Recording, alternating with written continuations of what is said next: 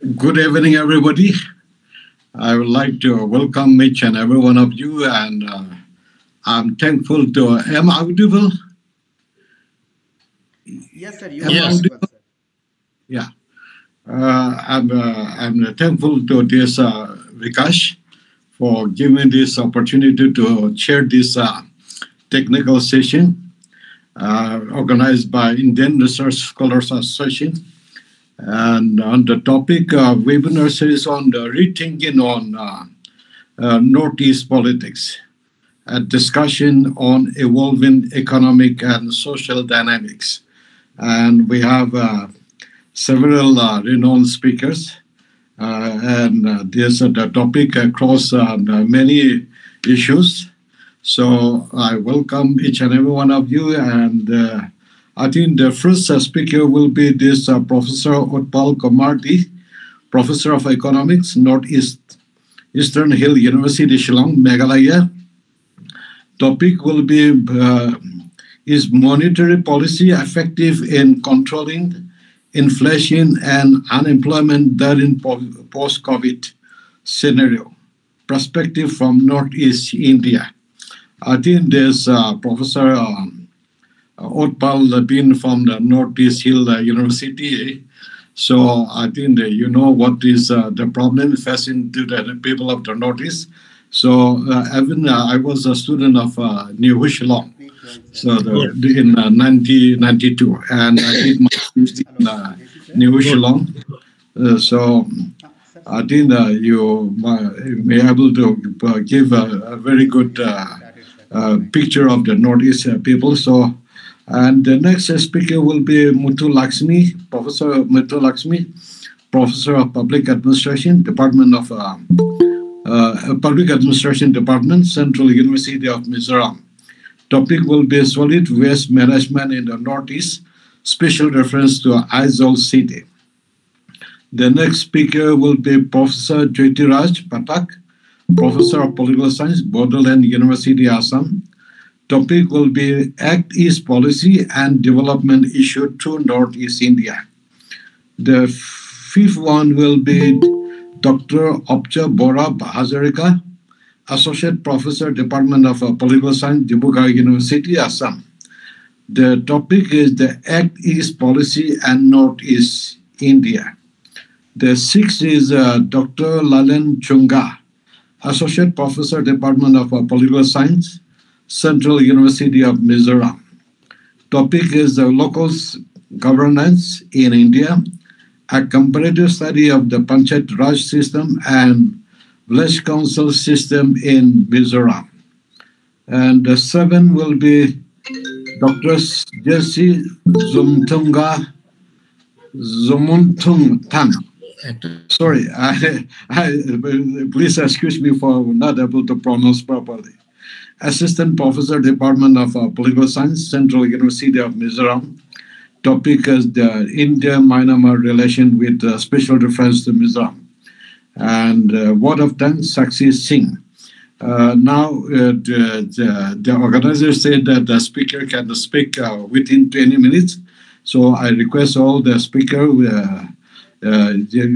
keep your limit, and then I think that will be a better discussion on your topic. That will be a very good one. So now, may I give you time to Professor Utpal Kumar to take your time.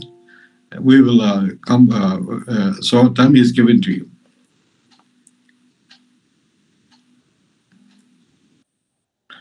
Professor Utpal Kumar, can you hear me? Yes, sir. Yeah.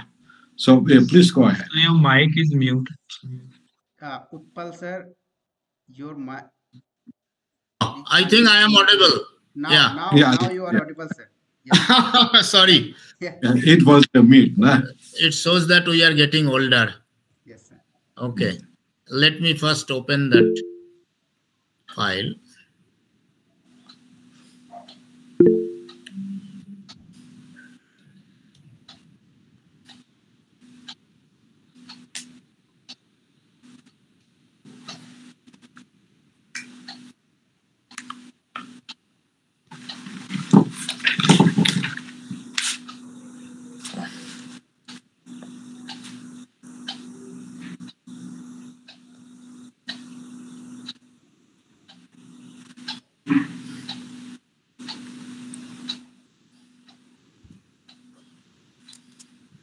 Is it visible? Yes, sir. Now, visible. Yes. It's visible, sir. Yes, clearly. Visible, no? Yes, sir. Okay. So, I think title and other thing you can see. So, at the outset, I thank you all for giving me this opportunity, though I could find little time to make some of the slides, and I can tell you. So because it was about the whatever I was told about the changing political scenario of Northeast, and how it can affect the development, what to be done. I think it was the main thing, no? Yes, But that is another aspect. Political thing is adding salt to the injury, you can say. But overall, this development perspective is related to many more things. Since it is COVID related, post-COVID, so I should come or give a little introduction.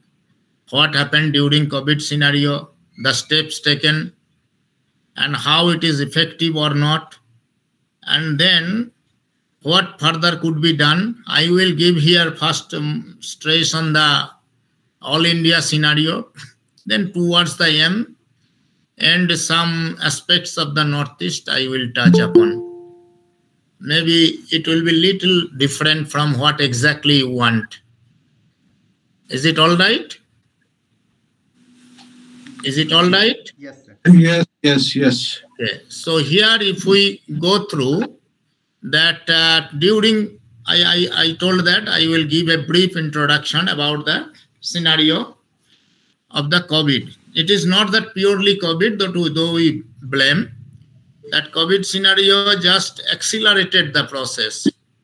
If you look at the unemployment scenario in India as a whole, it was rising. Even since 2016, I had the data, I was checking, and continuously it was rising. Some diagrams later on you can see. Then it reached the peak during the COVID time, that is in 2019, 20, mid-20. And after that, it started recovering, but that also could not be possible till now. That high unemployment scenario is prevailing in India. As we said, if sectoral distribution you consider, the salaried class were not much affected, whether they go to office or not, they were getting the salary, barring that some increments were not given, some contributions. But mostly the other sectors were affected. And unemployment in excepting the formal salaried sector, as I said. During lockdown period, how wage cut, few months they got the payment, those who work in the non-government sectors, that you have seen. Among them, worst sufferer were the self-employed people and the informal sectors, because they had to return to their native places. Then you have seen how agriculture was affected, because the places or source of the agricultural productions, they were suffering, they could not sell their product. Whereas in some other places where it was supposed to be transported, price was very high. Even Northeast was the worst sufferer in that case, because most of the vegetables and agricultural product come from outside. So either that the source I have seen, as I am from West Bengal, they had to throw the product. Here we were not able to buy, even paying very high price. So there was a very much distortion in agricultural industry linkage also, the value chain system. Food inflation was very high. Even now also, food inflation is above the normal inflation. When I will show the figure, you can see. As I already said, that Northeast is at the worst hit in the retail prices, and still it is that. About the growth scenario, since the government policy, how to control the unemployment, price, so all these are related to the growth scenario you have to see. So many that time predictions came. I also had a writing in the Economic Times, another article I had written that time, that there are some variations, but everybody was affected. The country's GDP growth negative and then recovered. But that recovery from a very low base, until and unless it crossed that, the rate of decline, it was difficult to catch the previous situation. And now it is barely above the pre-2019 December situation.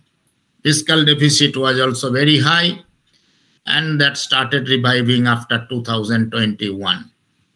What was the overall observation? The demand and supply both shrinked that time.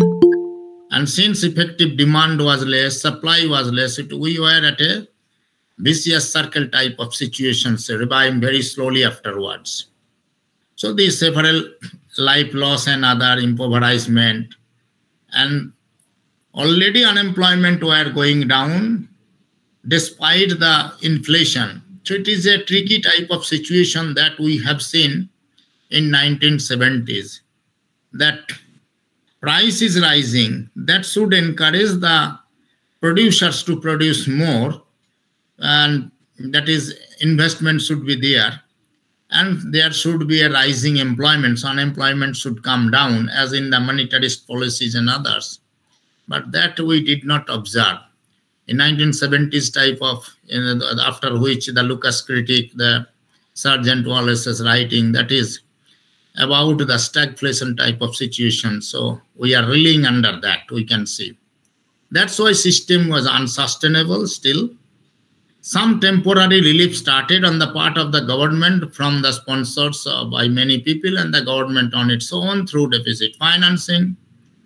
And later on it was reduced without the proper livelihood activities. Only by giving freebies, I don't think any economy can continue. Only some effective demand may rise. Of course, the grain supply has been continuing now, because some poor people who cannot survive, to give them some comfort. And different states, one after another, many freebies started, you have been seeing, and that is increasing at the time of the election. So some political scenario enter here, that only before the election, we find that there is a continuous competition among the different opponents or political parties, who can give more to what, free of cost, to attract the people in their own fold. That's why the situation was still uncertain, though it was opening, but intersectoral linkage that come down, still it is continuing. You can see these are some of the pictures, and no need to elaborate more, that how total participation rate, employment and unemployment rate change over time, mirror image. Only there is a continuously downflow, but only it was accelerated during that COVID period. That you can see here is a COVID period. But if you ignore this part, you can see that declining trend still continuing. That is some dummy variable in econometrics. When we do, we adjust that. Ignoring that period, if you forget this part, then you can see that there is still a continuous declining trend, and that has not been changing. Participation level, unemployment rate, and if you disaggregate the unemployment level, here also we can see that business classes a little more affected, farmers were more affected, and the small traders or the informal sector people are more affected. This is the employment or scenario across the different groups of people. So that is in a picture I cannot continue, but the trend we can say that how it is happening. Across the social categories, if we see, ST and SCs were worst affected during that period.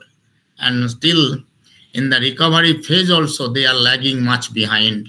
If you see up to 2023 data that I have. So in religious category, I should not speak here. It may bring some more conflict.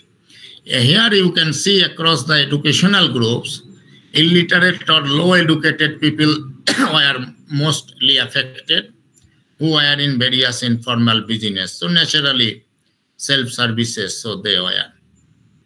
About this informal business, I am giving stress because in Northeast India, about the non-agricultural sector, if you look at, majority, their very heavy industries are very limited, excepting in Assam. But in other cases, there are very informal sector very much. Micro, small or medium scale industries or cottage industries at home, handicrafts, handlooms, all these are cottage industries mostly, you can say. Over 90% in India, and that is much more in Northeast India, more than 95%, you can say. So since the concentration of that informal sector, it was worse hit, and the revival also became a big question, and that needed bigger attention. So overall Indian economy slowed down. That was already started, as I said, after 2016 with the introduction of the GST, though it is uniformly applied, because now for the revenue generation of the government, it is giving more revenue, despite some conflict on the application of the GST on certain sectors. And there is always a debate, and these things are going down. You can see about the last 5 decades that maximum rate of unemployment about 9%, a little below 9%. And now also that is continuing. So I said that it is about the 5 decades. Some temporary, that is again, along with that free ration or the food supply, Manrega's fare was increased. That can be useful in the short run, what I consider, but not in the long run. So these things already I said, that rise in disguise unemployment, that is we already reached back to the situation of 1950s and 60s, but some revival has happened in recently last 2 years after that. So I had another writing during that period, you can see reference is given below. Now, what government did, now come to my main title here, that government effort to control the unemployment rate, to control the price rise. Now, for that, one is the fiscal policy, another is the monetary policy. So on the monetary policy front, I am here raising what different types. You have those who are from economics, they know. That is, they follow either open market operation policies. A money supply control indirectly they can do through the repo rate cut or the bank rate, and some other minor methods are also there, but the reserve ratio is also there sometimes, variable reserve ratio or cash reserve ratio, government through RBI, it is changed. But last few years we are observing they are kept more or less unchanged. Open market operation, government bonds and other releasing, they are very occasional, very limited. Mostly they are banking on the repo rate cut. A repo rate increase, then it is expected that interest rate will be high, then loan will be taken less. Opposite side, when the repo rate there is a decline, then it is supposed to encourage more investment because of the low interest. And so there more investment means more employment will be generated. So unemployment will decline. That means the decline in repo rate will have a positive relation, is expected to have a positive relation with the unemployment. Means so when both decline, one decline, others will decline. When one increase, other will increase. So if decline, then it will be also have some impact on the sense of activities will continue. So either it will have a one-way relation or the both-way relation. That is a big question. And that may lead to the decline in the inflation rate also in the long run. So we will have a scenario, ultimately, the short run and long run phenomenon one can see, that is about that it is impacting both the thing variable, that is unemployment as well as the interest rate or the price level, you can say. So they are those two relations that we can see in that is reflecting in that is called the Phillips curve type of relation, the third two variables. Now, if we look at, I had some data information that was taken from the CMI since June 2004 till the December of 2023, the last year, that whatever we got, if you look at this picture, how it has been changing, because repo rate it has become a lucrative instrument in the hands of the government, and thought that many things can be controlled by using this. You can see there was a heavy market decline scenario in the 2008, where the Sensex or the share prices, everything were falling, that the Goldman and such, that is that in America that started all over the world, it was affected, that one.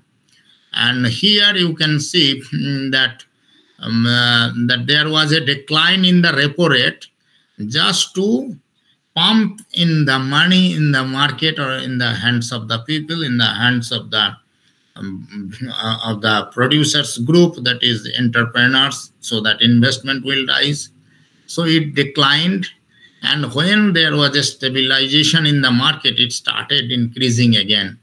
So every quarterly, the Reserve Bank review this, and then they start changing that rate.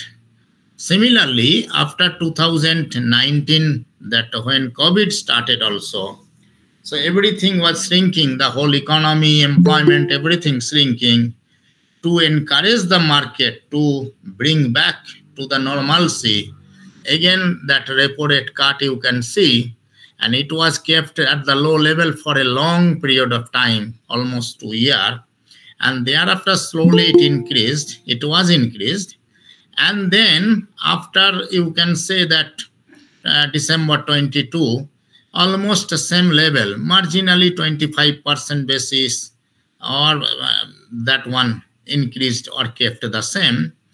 And despite that, I can tell you another thing, that towards the end of the COVID scenario, in order to control the unemployment rate, that triggered for the people who returned from the COVID hit areas to their native places, for giving them some opportunities or scope of availing some opportunities, government tried to give at a very low interest rate loan.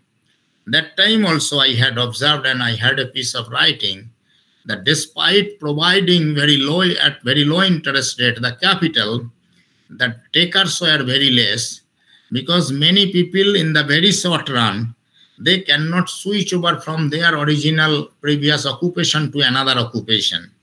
Everybody cannot open a tea stall in the village like that. So what will they do, taking this money, even if given at the low interest rate? At least capital has to be returned.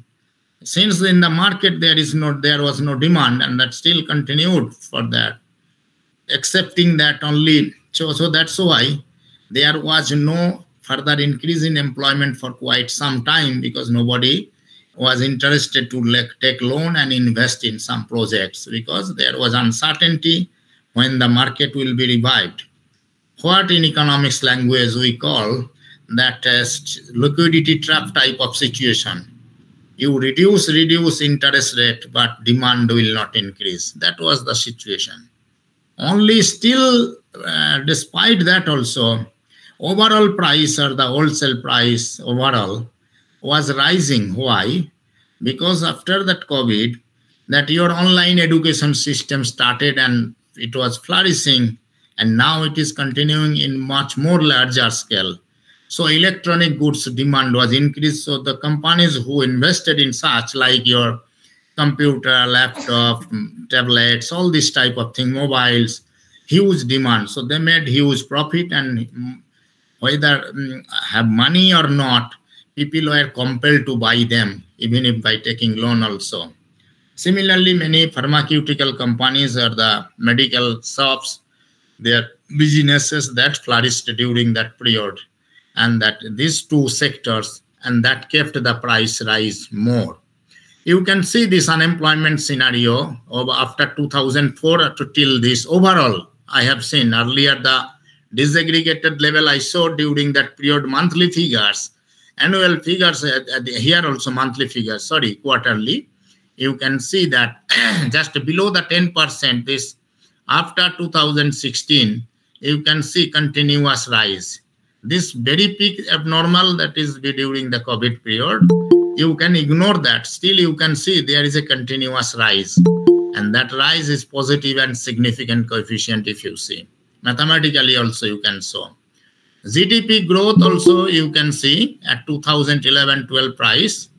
They are positive growth, but the rate only here 1.6% that you can see. After that COVID-1, the pre-COVID scenario growth was like this, but here it is associated with more fluctuation. And more fluctuation means more uncertainty. That's why the reliability of the growth process has been increased. It means declined here, reliability. That means more volatile it has become the scenario. But it is growing, still GDP is growing, but not at that rate. If you look at the CPI, their wholesale price index and the food index, then you can see continuously rising. It is not that during COVID period, market was down, there was less demand, so overall price was less. Only little stagnation we can see overall, but there was wide interzonal variation. When zonal system we consider within, there's urban to rural, there was wide variations, the disaggregated thing we had seen. But here overall thing for the country as a whole, you see that only for a small stint of time, it declined little, but continuously it is rising. And food inflation growth or price rise is much more than the overall composite price index. That is marginally above. It was 10 to 11%. I think now little less, about 9%. About this investment under implementation 2004. So there you can see that there is some stagnation during 11. That is after that market decline of 2000 post 2008 to 2012, that time scenario. So here you can see. But after 2019, when it ditched down, and again it recovered. Recently, this investment has reached to the pre-levels trend that you can see, pre-COVID level trend. That is happening because of the government's effort and emphasis on the infrastructure sector to boost, and with massive implementation of the Act East policy, many other infrastructure, Gati Shakti program, last 2-3 years, government's budget allocation also you can see. So that is the thing. So that's why when I looked at the data in the Excel and the scatter diagram, what I observed actually that up to the mid 2018, there was one relationship, because your investment is changing in one way, unemployment changing in another type, your inflation, that is price, is rising, whereas your repo rate is changing, declining. So it should have a stimulus impact on the market. But if we see that how repo rate cut and affected the investment scenario, that led to the rise in the employment, that means decline in unemployment, along with the rise in the CPI. So when unemployment declines, CPI, that means rise together. So inverse relation, that is the short periods, what we call the Phillips curve type of relation. But just if I look at after mid 2018 scenario till now, we can say that unemployment is rising continuously despite the fact that CPI marginally rise. That means CPI, that means the inflation is also there, the positive relation along with the unemployment rate. And that is a very tricky situation now we are going through at this at the present state. Here, if you see that correlation by various type of relations, you can see that this is the repo rate, and here short-term interest rate. Definitely, it will be high relation. If repo rate decline, interest should decline. If it is high, it should be high. And investment, naturally opposite relation. But when we look at the unemployment rate, here you can see overall that there is a negative relationship. That means when repo rate come down, unemployment should come down. Instead, it is increasing overall. So that is a big question, how it is effective. The other variables also you can see, it gave us some idea why it is happening. That's why I have used a dummy variable from the 2018, whether we can capture this situation. Some other time series modeling we can do, but I have done a rough work this one, and time series modeling is also coming good in that line to exhibit this both way relationship that we can see. Just here we can see when we checked how unemployment rate is affected because of the CPI, investment, and repo rate. Here you can see that it is very much insignificant overall, because there it was showing only bivariate correlations, but we have put a COVID dummy here. So post-COVID scenario, it becomes significant. That's why. And the lagged variable of the repo rate, which become positively related, that is affecting. That means when repo rate is changed, it start yielding result after 1 year or 2 year like that. But in the current scenario, it is in the short run, effectiveness is very poor. So that's why under implementation also here, it is in the implementation of the investment, you can see not very significant. When we look at this, how wholesale price index is getting affected, there also we can see that directly repo rate at the same period of time, a direct linkage is very poor here. You can see it is significant, means at only very coefficient is 0.1. It is somehow, it is still affecting the wholesale, but it's a positive. That means one is affecting that when it rises, it is affecting the price rise. So unemployment rate also is related, but not to that extent significant. But investment has something, that is, and GDP growth rate, that can be.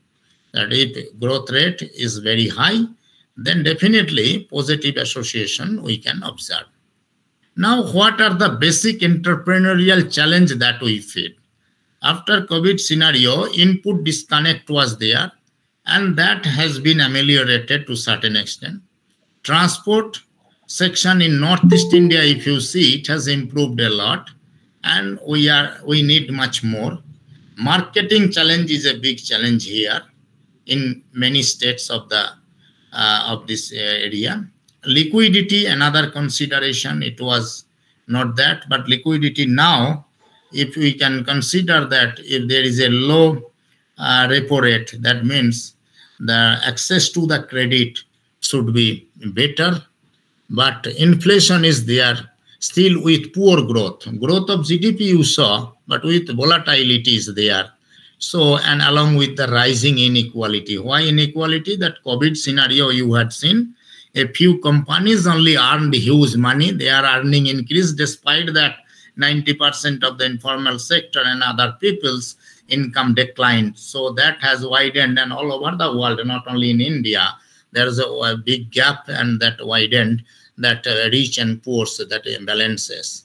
So, and some quality of the jobs has been created. That is, many online businesses started, even sitting at home, food supply, vegetables, especially in the cities that has started, that at home you are getting supply. Some people are there, even educated people, not getting good quality job. They are engaged in this type of activities, door-to-door delivery type of work, whether food or any other thing. That business has flourished, but that is not enough in my consideration, that giving them a very paltry income, very small income, whether that will again lead to further clashes between the income groups, that an uncertainty that has been generated. How? So definitely high tax collection, government versus privatization, all these social security measures, this became more important. Now here in the Northeast scenario, if you see, they are more business oriented but less production oriented. Whatever here private sectors or other things we see here, only bring things from outside and sell here. Very few, like in Meghalaya only, some your limestone-based industries, that is cement or coal using, those are there. In other states like Nagaland, Mizoram, if you see, only business-oriented, that is you buy, bring, import and sell, but production-oriented is not there.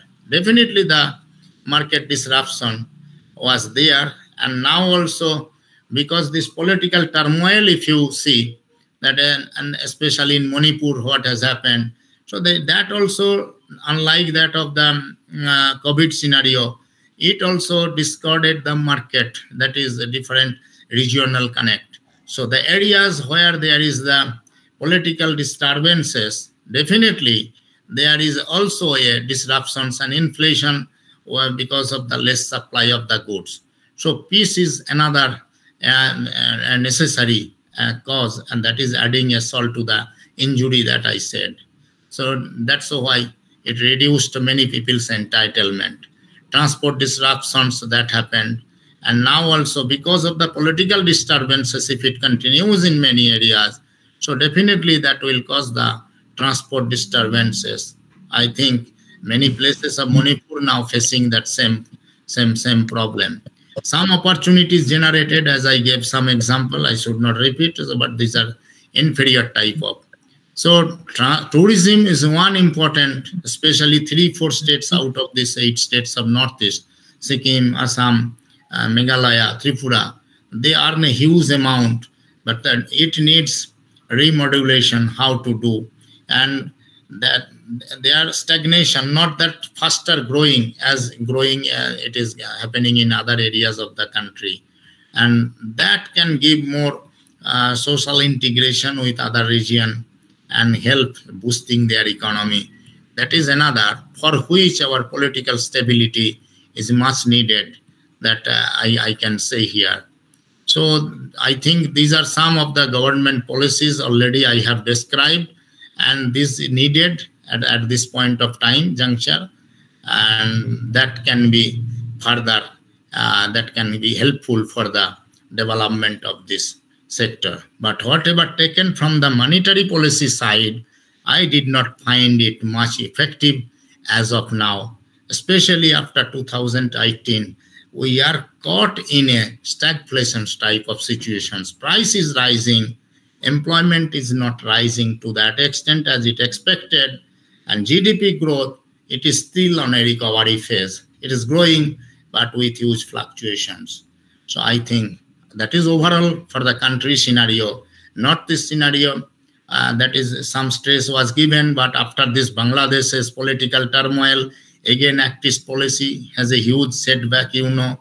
Though yesterday's news was there compared to the same time of January, February last year, this year export to Bangladesh increased. I don't know what type of export, to what extent, but the connectivity, disconnect, people-to-people contact has been affected.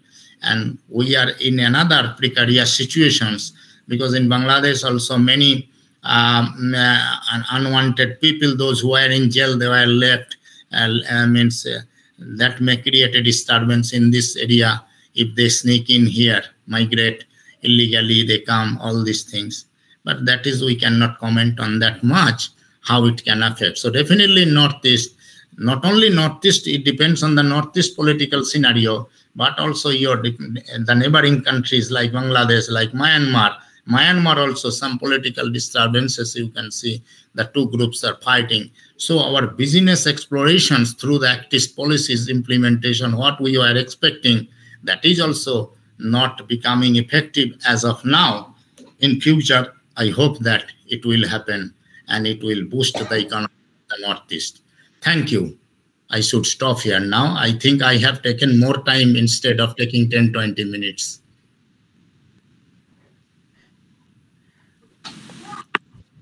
Thank you, sir. Thank you, Professor Kumar, Utpal Kumar, for your giving a very comprehensive discussion about this economic problems, especially in the Northeast. And after the COVID affecting this self-employment, business, agriculture, food inflation, price, demand and supply strength. And I think is micro, medium, and cottage industry, how that has been affected, and all this. Yeah, I think you have a very wide coverage of all the notice.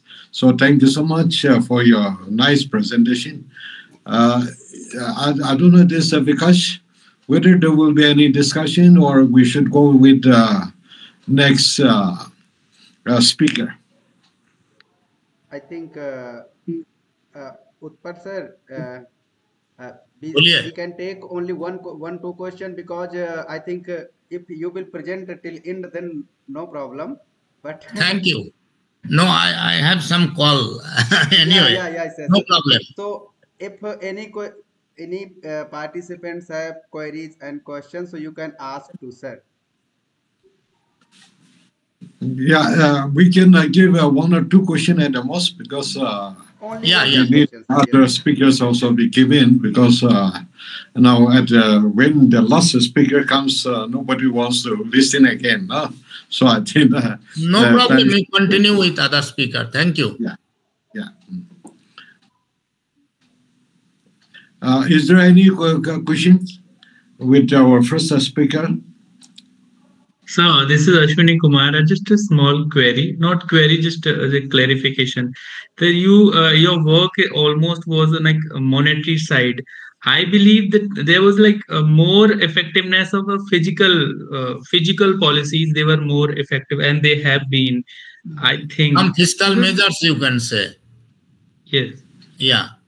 That is because there. the political pressure as more subsidy, freebies is a part of the fiscal, you can say. But that cripple the people's mindset. If I get free monthly money and food, I shall not work, no? More dependency syndrome will be generated. But in the long run, whether it will be effective. In the short run, okay, some market boosting it can. You give me 5,000 per month, I will spend. But once I get free food, I will not work. Huh?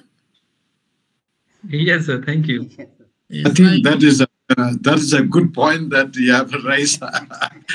This is really, I think so many, freebies and all that is going to destroy the economy of the country.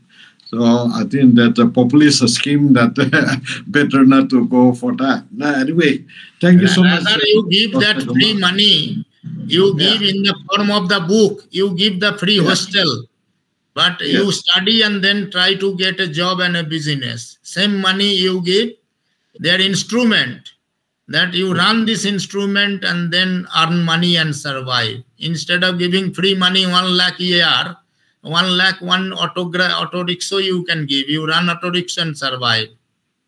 So my thing is that you create the atmosphere in which one can survive. Create the resource on which they can multiply instead of giving free. Yeah, thank you so much, Professor Utpal Kumar. We will switch over to the next speaker. Thank you. Yeah, thank you so much, Professor Muthulakshmi, Professor of Public Administration, Department of Department, Central University of Mizoram. So time is given. If Professor Muthulakshmi is here. John, Sema sir, Professor Lakshmi madam and Professor Jyotiraj Pathak will be joined later. So please invite to Dr. Obja madam. Okay. Obja, Borah, Hazarika. Okay. Yeah, so the time is given to Professor Obja, Dr. Obja Borah Hazarika. She is Associate Professor, Department of Political Science, Dibrugarh University, Assam. So her topic will be the Act in Policy and the Northeast India. So time is given to you. Okay. Thank you, sir. Am I audible? Yes. Yeah, you're audible. Right. I'm going to present my screen so that my PPT is visible.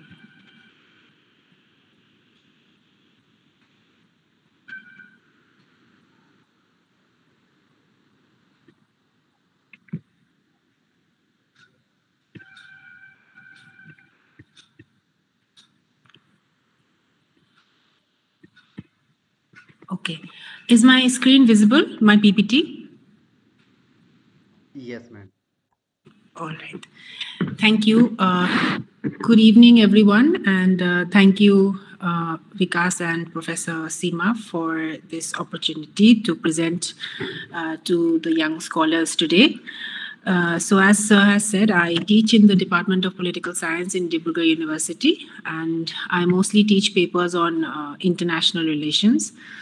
For today, the topic that has been allotted to me is on the Act East policy and Northeast India.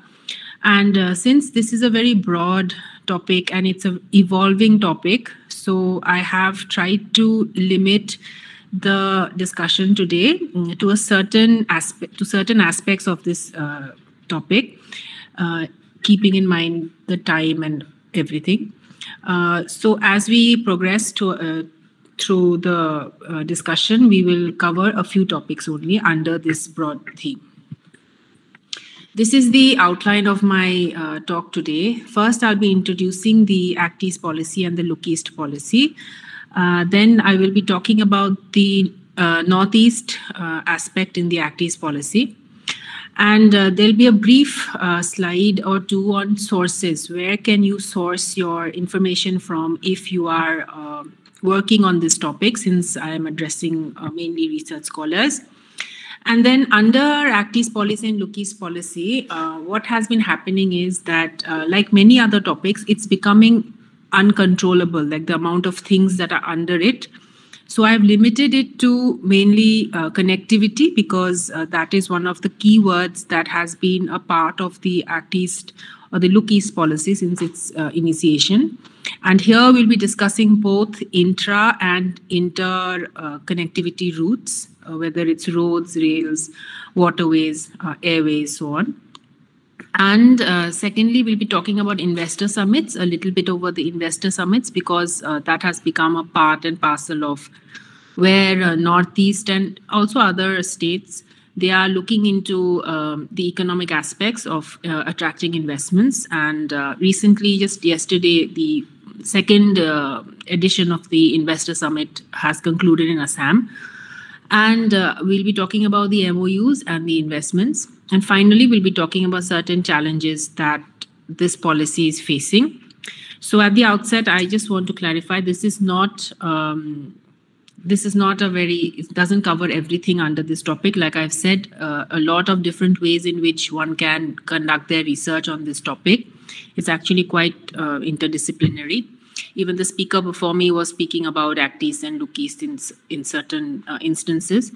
So we'll just be looking into these ways so that some of the young researchers can perhaps think on these lines.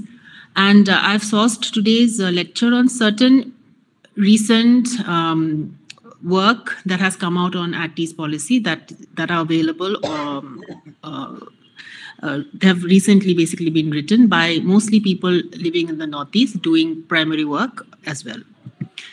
So to begin, I will be talking about the Act Look East policy, and here the Act East and the Look East policy. The Look East policy was what the Act East policy was called initially, and started around 1991 with Prime Minister Narasimha Rao.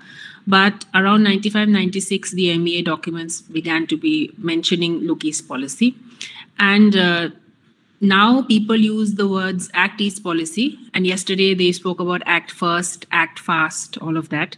But Look East policy was what it was called till around 2014. And with the shift in regime, it came to be known as the Act East policy. And so what the Look East policy was doing, it began in 1991. This was when, as we are aware, a lot of structural level changes were happening, and certain domestic issues were also arising, which required certain changes in policy. So there were other changes as well, but one of them was that we need to pay attention to the countries to the east of India, and this was where we first initially began this whole Act East or Look East saga, where we tried to look into the economic relationships that India had with the ASEAN countries, the 10 Southeast Asian countries to the east of India. This is where we started. And the objectives under the Look East policy initially was mainly economic. So we wanted to increase our trade, increase investments with the eastern countries. And this was a particular point at that time because it was seen that this part of the world was neglected. Mainly, there was a lot of Cold War politics, and because these countries were part of many alliances with the US, this was something that we actively avoided during that time. But after the Cold War ended, these barriers, for the lack of a better word, these barriers evaporated, and so we could think of cultivating closer relations with them. So initially, geographically, we were looking at the Southeast Asian countries, the 10 of them, and issue-wise, we were looking at mainly economic cooperation. But over time, since it's been some time since 1991, both the geographical expanse and the issues that are covered under the Act East policy, both have undergone certain changes. And it has now come to encompass a lot of things, including what is now you can say a buzzword in international relations or Indian foreign policy, that is the Indo-Pacific. So even the Indo-Pacifics come to be attached with the Act East policy. So before going further into the discussion, just for some context, I've pointed out certain reasons why India undertook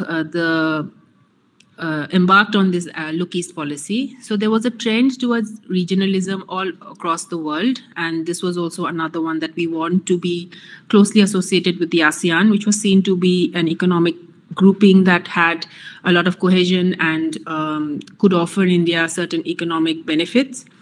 There was also a balance of payment crisis, which we are aware that after the Soviet Union collapsed in 1990, 1991, India had economic issues. Also, there was the Gulf War, where our remittances were affected, leading to economic issues for India. Then again, we had to look for economic opportunities and avenues. So therefore, the Look East can also be looked upon as one of the things that we did to overcome that. There was an apprehension of being marginalized and isolated in the post-Cold War era. So this was also another thought that India needs to integrate into the new reality and understand that the Cold War is now over. There was China's rise. So this is important because in 1991 as well as today, China has been a factor in our neighborhood policy, in our regional policy. And the space, it's often it's often been looked upon as a strategic space. That means two or more countries are vying for the same space, whether it is economic or military or other influence. So Southeast Asia and the areas around it are seen to be a contest between India, China, or that is at least how some look at this area, and sometimes even South Asian countries, the rest of South Asia is looked upon as a strategic space for competition between two or more countries for more influence. Then there was Southeast Asian economic growth. So like I said, ASEAN was seen as a grouping that was doing well, and it was felt that India could, by expanding and interacting closely with it economically, we could also gain. And the Gulf crisis, which I've already mentioned, a lot of Indian diaspora is in the Gulf, was in the Gulf. So if there's a crisis in the Gulf, there's a issue with the workers there, and this was basically linked to the remittance issue that they were sending money back. This money was halted or affected, leading to certain economic problems in India. So these are not all reasons, but mainly the external reasons that have been pointed out by various authors that impacted the growth, basically how the context in which the Look East policy was started. Now, with regard to the evolution, this is a very simple sort of a pyramid.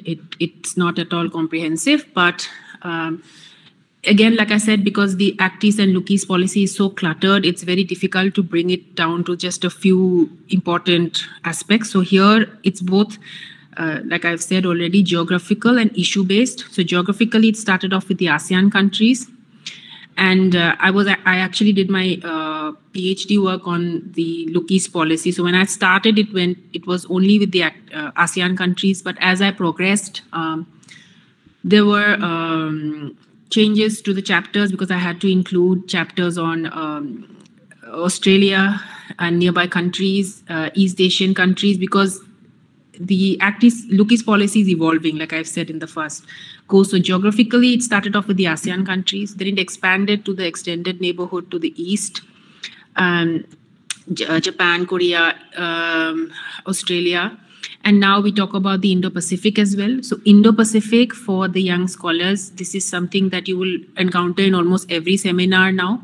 So the Indo-Pacific deals with the Indian Ocean and the Pacific Ocean. That's it. That's what they are talking about. And the littoral countries. So littoral countries are those countries that are neighboring these two oceans. So that's a lot of countries, a lot of population, and the oceans themselves have a lot of trade routes.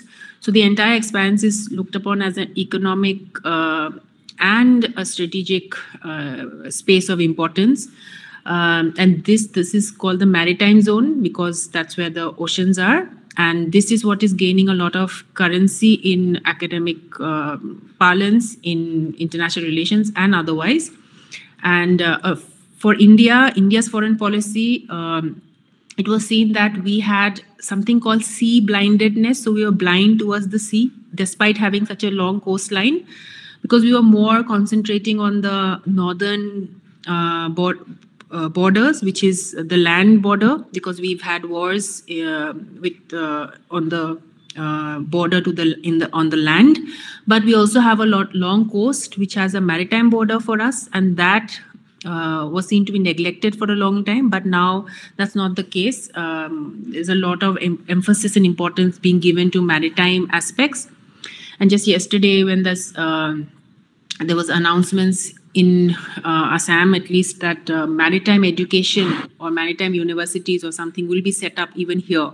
So there has been a lot of concentration now on the maritime aspects, but for the longest time, something called sea blindedness, being blind to the other part of our borders, which is the maritime border.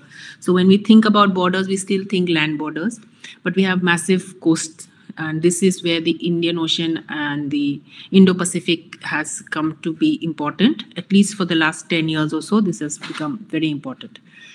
So that's with the geographical aspects. But when it comes to issues also, like when I started off and you saw the reasons, there were mainly economic reasons. Because we were having economic problems, so we wanted economic avenues, and ASEAN seemed like a good bet. But over time, this has also included cultural aspects, educational aspects, security aspects. So like I said, it's become cluttered. So anyway, economic aspects remain. We want to increase, and I think I have a graph later on which just shows very simply that it has increased. The deficit is an issue, but it has increased.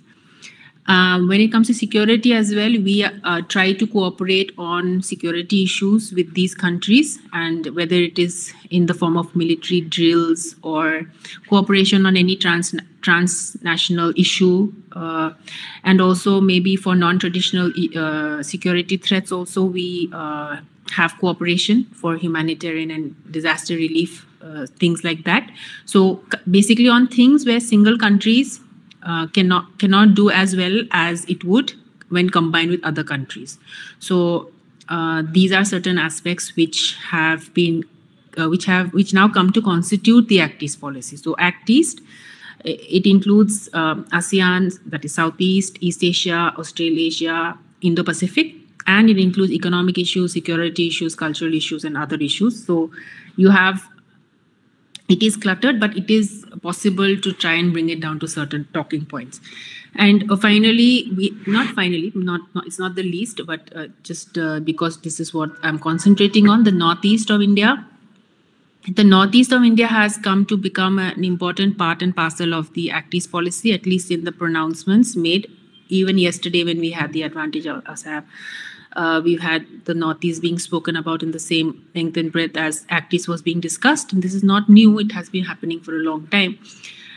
So it was, the idea was that without developing or the Northeast being well connected, it will be very difficult to realize the ambitions under the Look East policy or the Act East policy. So let us ensure that the Northeast grows, Northeast is well connected. And this Northeast, as we must be aware that we have certain issues that have held us back or are challenging for us. But one of the major things that we need to keep in mind when we talk about it in this context is the connectivity or the connections, the infrastructural aspects, because the idea is that for a region to develop or grow, it needs to have access or outlets to the sea, because that's where the trade is conducted. And as we know, due to history and political fragmentation or cartography or whatever you can call it, we've had the Northeast being converted into a landlocked region. So a landlocked region basically means it doesn't have access to the ocean. It needs to go through other countries to access the ocean. So for the Northeast, the access to the ocean became difficult with the creation of Pakistan and then Bangladesh and Myanmar on the other side. So both of them sort of envelops us. So in order to get to the ocean, we need to make a route, make a transnational basically route. And this is very difficult, like the speaker before me has also spoken, because Northeast itself is very difficult. MS Prabhakara had written that we are not only landlocked, we are also internally locked, meaning that the 7 states of the Northeast, they have certain permits and other regimes that have been there historically since the colonial times and even today, inner line permits and others, which make it so basically internally locked, difficult for you to move from one place to the other. That acts as a barrier or deterrent to connectivity, obviously. And also we are landlocked because, like I have explained, Bangladesh and Myanmar, they sort of, if you look at the map, they don't allow you access to the ocean because of that's how these countries were created. So the whole thing was that since we need this access, we can have routes that will connect one part like Kolkata from the ocean, and then Myanmar, and then Mizoram or Manipur, and then similarly through Bangladesh, because previously we had a lot of transit routes which were severed because of the partition. And now the whole talk is that we need to revive this route and build new routes so that we can see this entire landmass as for what it is, not as different political barriers that have been created, preventing the Northeast from realizing its full potential.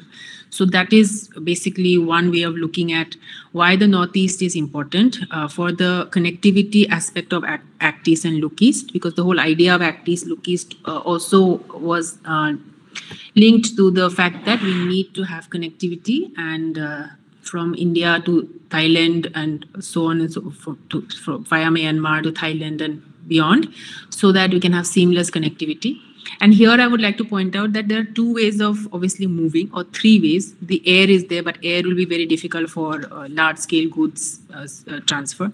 Then there's land route and there is sea route. So the sea route has been historically more used because it's more viable, more conducive to movement, cheaper. Land route has been very difficult, more difficult to move.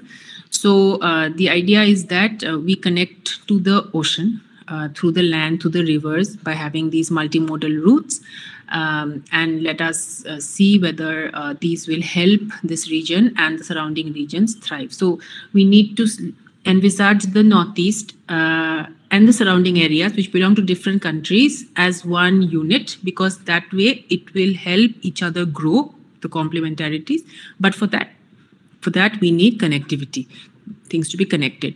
So this ties us to the concept of region state as opposed to the nation state, because the region state includes regions from different states that are adjacent to each other, and them being well connected could lead to better prosperity, could lead to economic prosperity for all the spaces.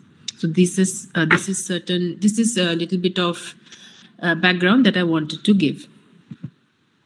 Now, like I said previously, when we started the Look East policy or the Act East policy, we've seen the growth of trade. If you look at this graph, so they're just basically just to show you that there has been an uptick when it comes to commerce with this part of with the ASEAN nations. Now, the Northeast and the Act East policy. So like I said, this was not the initial idea about the Look East policy. Look East policy was not about the Northeast, but over time it has become a lot about the Northeast. And Pranab Mukherjee and others spoke about geography as opportunity. So like I've said, use geography because Northeast, periphery, frontier, all of that. No, but if you look at it as a center, if you look at it as a center of the region state, well connected with roots with seamless connectivity to the oceans, it could thrive. It could appear to be a thriving, connected, well-connected area. Then we have Rajiv Sikri, who wrote about it as a center of an integrated economic space linking two regions, that is the East and the rest of India, network of highways, railways, pipelines, transmission lines, crisscrossing the region. This was the dream, basically, that you just look at it as an area of highways and railways and pipelines that go beyond the borders of the countries. But it is difficult because, like I said, already within the Northeast, it is difficult. Connecting it to Bangladesh and Bhutan and Myanmar, very difficult, because Myanmar, we are all aware of the situation there. It was stable since 2021. It hasn't been stable, and even yesterday,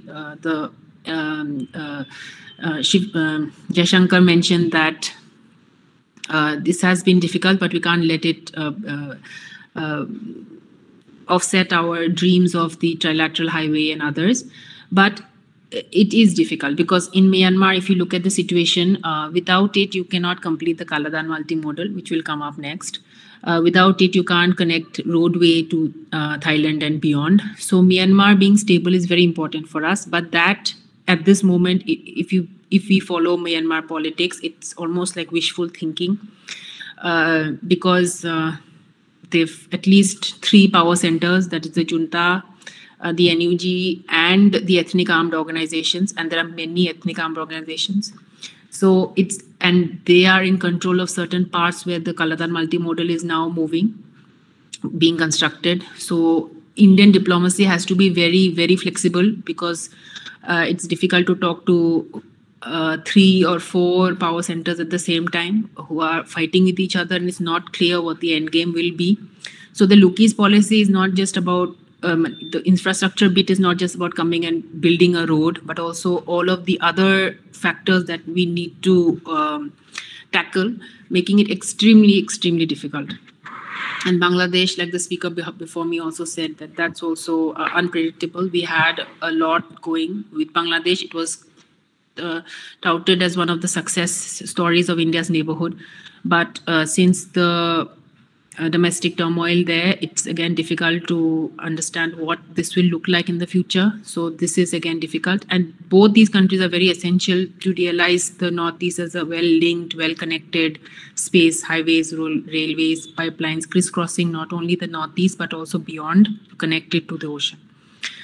Samir Kumar Das, who has written extensively on this aspect, spoke about the Northeast as an extended Northeast, which has the region state basically spread across international borders to include Myanmar and Bangladesh. So instead of looking at the Northeast as separate, look at it as the entire thing, connected thing, so that all the economic activities need not stop at the borders. They can flow, allowing for more growth. NER is significant LEP geographical contiguity and cultural proximity with Southeast Asia. So we see that this is another line of thought that Northeast has a lot in common with the countries to the east, Southeast Asia culturally, historically, and others. So it will be easier to leverage this area as the bridge or the gateway or the connectivity aspect. This has also been a way of looking at this whole Act East and Look East policy. So 4 C's of India's initiative: commerce, connectivity, capacity building, culture, and this can go on. Like I've said, Act East and Look East have become too cluttered, so it's very difficult, but these for 4 C's and 4 I's, this has become very common. So this is one way of looking at it. These are certain sources. This is again not comprehensive. So these are the, like I said in the beginning, all this has come up, my presentation for today has come up from some of the recent publications in India Quarterly and mainly in India Quarterly. So what has happened is they are looking at these sources. So if you are interested, you can go into this, but this is not at all exhaustive. You can source your own material as well. But often when I write in articles, they will the reviewers will send back asking for primary source. And it becomes very difficult to access primary source, especially if you're working and you have to balance everything out. But this can help you access certain sources as well. And now a lot of studies are being done on borderland areas. So what is happening is, this is towards the end of my discussion, I speak about it, where researchers are trying to locate communities which are near these infrastructure sites or construction sites, which are or border huts or trade facilitation centers, and asking them what is your view on these projects. Because a lot of people will not know what is Act East and Look East. It doesn't work like that. They will know it by their own local names, whatever they have. And a lot of research is now concentrating on what those the local people there are thinking about it, whether they are involved, whether ecologically what it is doing for them, wage-wise, labor-wise, all of that. So that is another way of going about this kind of research. Now, like I said in the beginning, the infrastructure part. So in the social sciences, what is happening, there's talk of an infrastructural turn in the social sciences. So infrastructure has almost become, it has a life of its own. So people are working on infrastructure and different ways of looking at infrastructure. This is infrastructural turn in the social sciences. So you will see a lot of new PhDs being done on infrastructure. And the Northeast, because of all the projects and all of that are being sanctioned and carried out, so infrastructure has become one of the entry points of studying certain things. So this is where the research is. Centering the northeastern region of India in the policy directions, the benefits yielded by the Look East, the increase in the volume of trade with the eastern neighbors has had little or no impact on the north. So this is one way of looking at it. Thongkolal Hauke. This he had written one of the first books on the Look East and the Northeast, and there were not only him but others also might be there who talk about the Look East not benefiting the Northeast, because Northeast doesn't have what it takes, like let's say skilled labor or the terrain or the other challenges, insurgency and others. And also we do not have prior links, economically speaking, so on and so forth.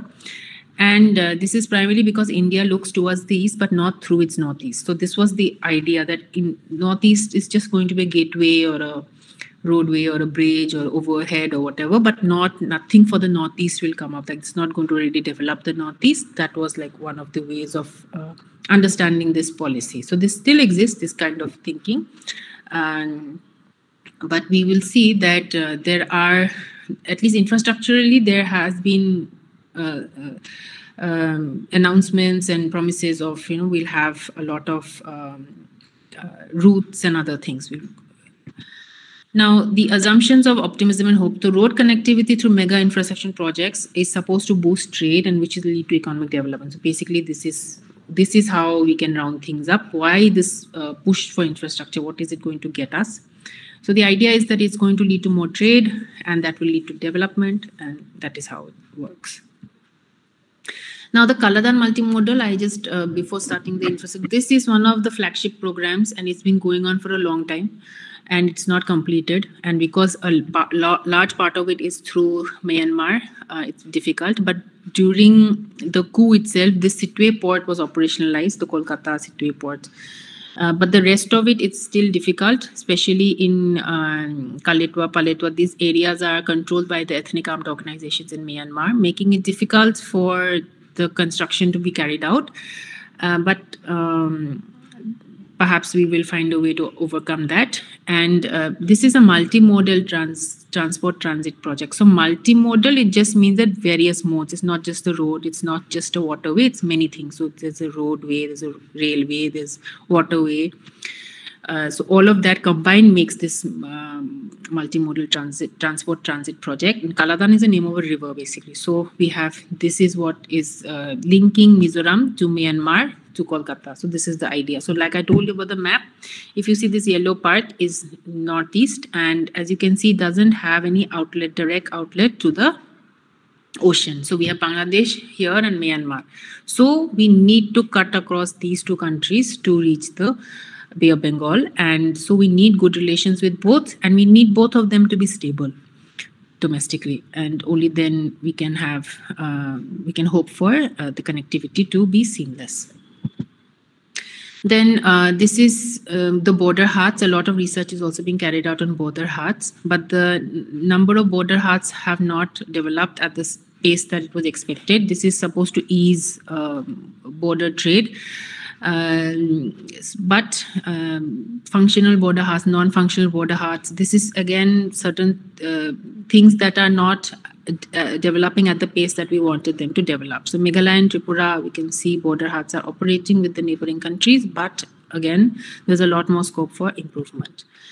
Then we have trade facilitation centers. This is just a small list. So in all these 5 states, we have trade facilitation centers, but this also can be improved. Then inter-regional connectivity projects. So inter-regional, this means that beyond one country, so linking 2 countries. The Agartala-Akhara rail link with Bangladesh. This will help the Northeast link again with Bangladesh through rail for connectivity. And intra also we have certain rail links that are being promoted. And this is to also launch tourism and other things that are there. So both the efforts are on. So it's, I'm not sure if you can still call it bypassing the Northeast. Efforts are on, but pace is very sluggish. These are the completed railway projects. So Bogibeel, as you can see, is very near where I stay. This Bogibeel itself took many years. So a lot of people from my area were waiting for this Bogibeel rail road bridge to be completed, and it finally has been completed. It reduces travel time, connects 2 parts of Assam.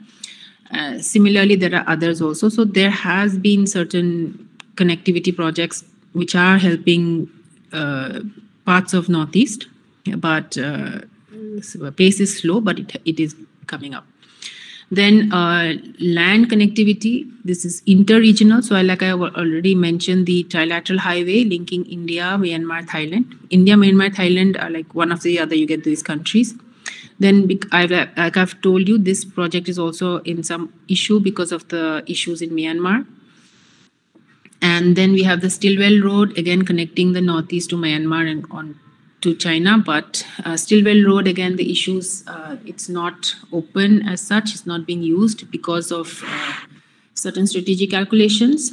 But voices from Arunachal, they have been documented mentioning that they would like it open, the Stillwell Road of the World War II time. Intra-regional, so within the region as well, there have been plans to expand important highways to connect cross-border townships and economic hubs. So there's a range. So again, here, if you are a scholar studying this Act East and Look East policy, again, it tends to get very cluttered because there are so many points and so many new projects being undertaken, but it still can be distilled. So here, there's just a glimpse of it, some of the important ones. And this is where like the new articles that I've mentioned that are being written, they are concentrating on these things. So they are actually looking at the highways that are being connected and what is happening in those areas. So these are some of the important ones. Sutarkandi to More via Karimganj, Aizawl and Tipang, Hailakandi, Guwahati to Dauki, Numaligarh to More. So it's crisscrossing the states in the Northeast to onwards to the foreign countries. Road development, this is the road development projects that are going on in the Northeast. Again, like I've said, so they are being developed, and articles on the Act East and Look East policy are mentioning this. So these are basically from those articles. So this is how the Act East and Look East are being, especially those which are concentrating on the Northeast, are looking at this policy. In waterways have become very important. Like I mentioned, waterways are very crucial for movement of goods and people, and but a lot of our waterways, especially those with Bangladesh, have to be reopened because historically they had been shut, and this is what has been going on, at least at the inter-regional waterways connectivity of projects. And 4 waterway projects in the northeast, that Brahmaputra, Barak, Dhansiri, Kopili. As you know, Assam is very tributary rich, river rich, so we have a lot of scope for waterways development and also for developing it. And as you know, rivers are we are riparian states, no? So riparian states basically means that we share a river. So if you can use that river to navigate, it will be very useful to reach the ports at the end of the rivers. But again, it will have to have a lot of agreements and cooperative relations with the countries involved. So India and Bangladesh basically, or India and Myanmar. Airways, there have been attempts to link all the northeastern states to each other, link them to the nearby countries. But as I'm sure you all are aware, many of these flight routes, they are starting, but sometimes they tend to be stopped. And this is also, but maybe these are teething problems, and hopefully one day we will see a very well connected flight plan in this area. So the Uran Ure Desh Ki Aam Nagrik, basically this policy was launched to connect Northeast with the BBI and the Bangladesh, Bhutan, Nepal and ASEAN countries. But not taking off in the way that it could have.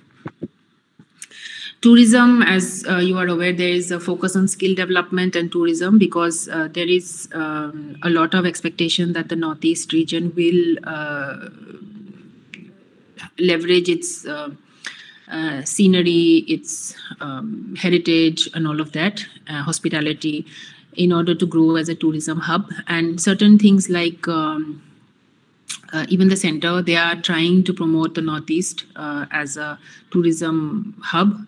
And tourism, as you know, is a booming industry. It will help employment and others. So this is one aspect of the Northeast Act East as well. Now, investor summits, apart from infrastructure, if you're looking at Act East and Look East, investor summits are also important. I don't have the all of the data about the one that concluded yesterday because it's too fresh.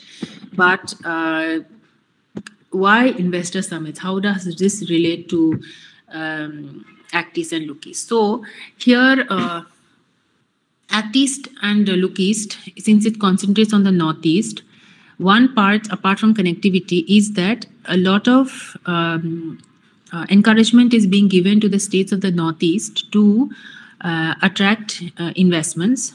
And one way of doing this is through having investor summits. Investor summits are not new, but they are new to the Northeast. So in South India or in Gujarat and other areas, we've had investor summits for a long time. Earliest one, I can't remember the date exactly, but 1999 maybe, but definitely from the 2000s, we've been having these investor summits. And here, what they do is they try to attract investment from foreign and domestic investors to come and set up factories or companies or whatever else. And they try to entice them through very ease of doing business, basically, like tax or land or labor, all of that. And what happens is there is a competition-like situation between states to attract more and more investments. And in 2018, February, Assam held its first investor summit, and yesterday its second investor summit concluded. So the first investor summit that was there in Assam. So investment is something that they invest. You have to attract the investor. And this is mainly for economic profit. They will have to have some gain. So what happens is certain states might have an edge in certain areas. So if you already have an IT sector or a manufacturing hub or all of that, then it becomes easier for you to set up the next one. But for places like Assam and Mizoram and others, it's challenging because we do not have that set up already. But there have been attempts by these states to do that. And in the first summit, the chairman of SpiceJet, Ajay Singh, he had said, state should compete and it's good. Let Calcutta try to position itself as a gateway and Guwahati too, and let the best city win. So this is basically the competition that the Investor Summit, he sums it up very nicely. So this is basically the competition that these Investor Summits are pitting like the states are doing. And what happens in these investor summits is like the states, they try to have a space where a lot of leaders, political leaders, business leaders, they will come in, domestic and international. So in Assam's one yesterday, 62 envoys from different countries had come. A lot of our political and business elite were there. And a lot of announcements have been made about investments that will be given. And I think it was 4.91 lakh crore rupees investment or something like that that was projected that will be realized in Assam. So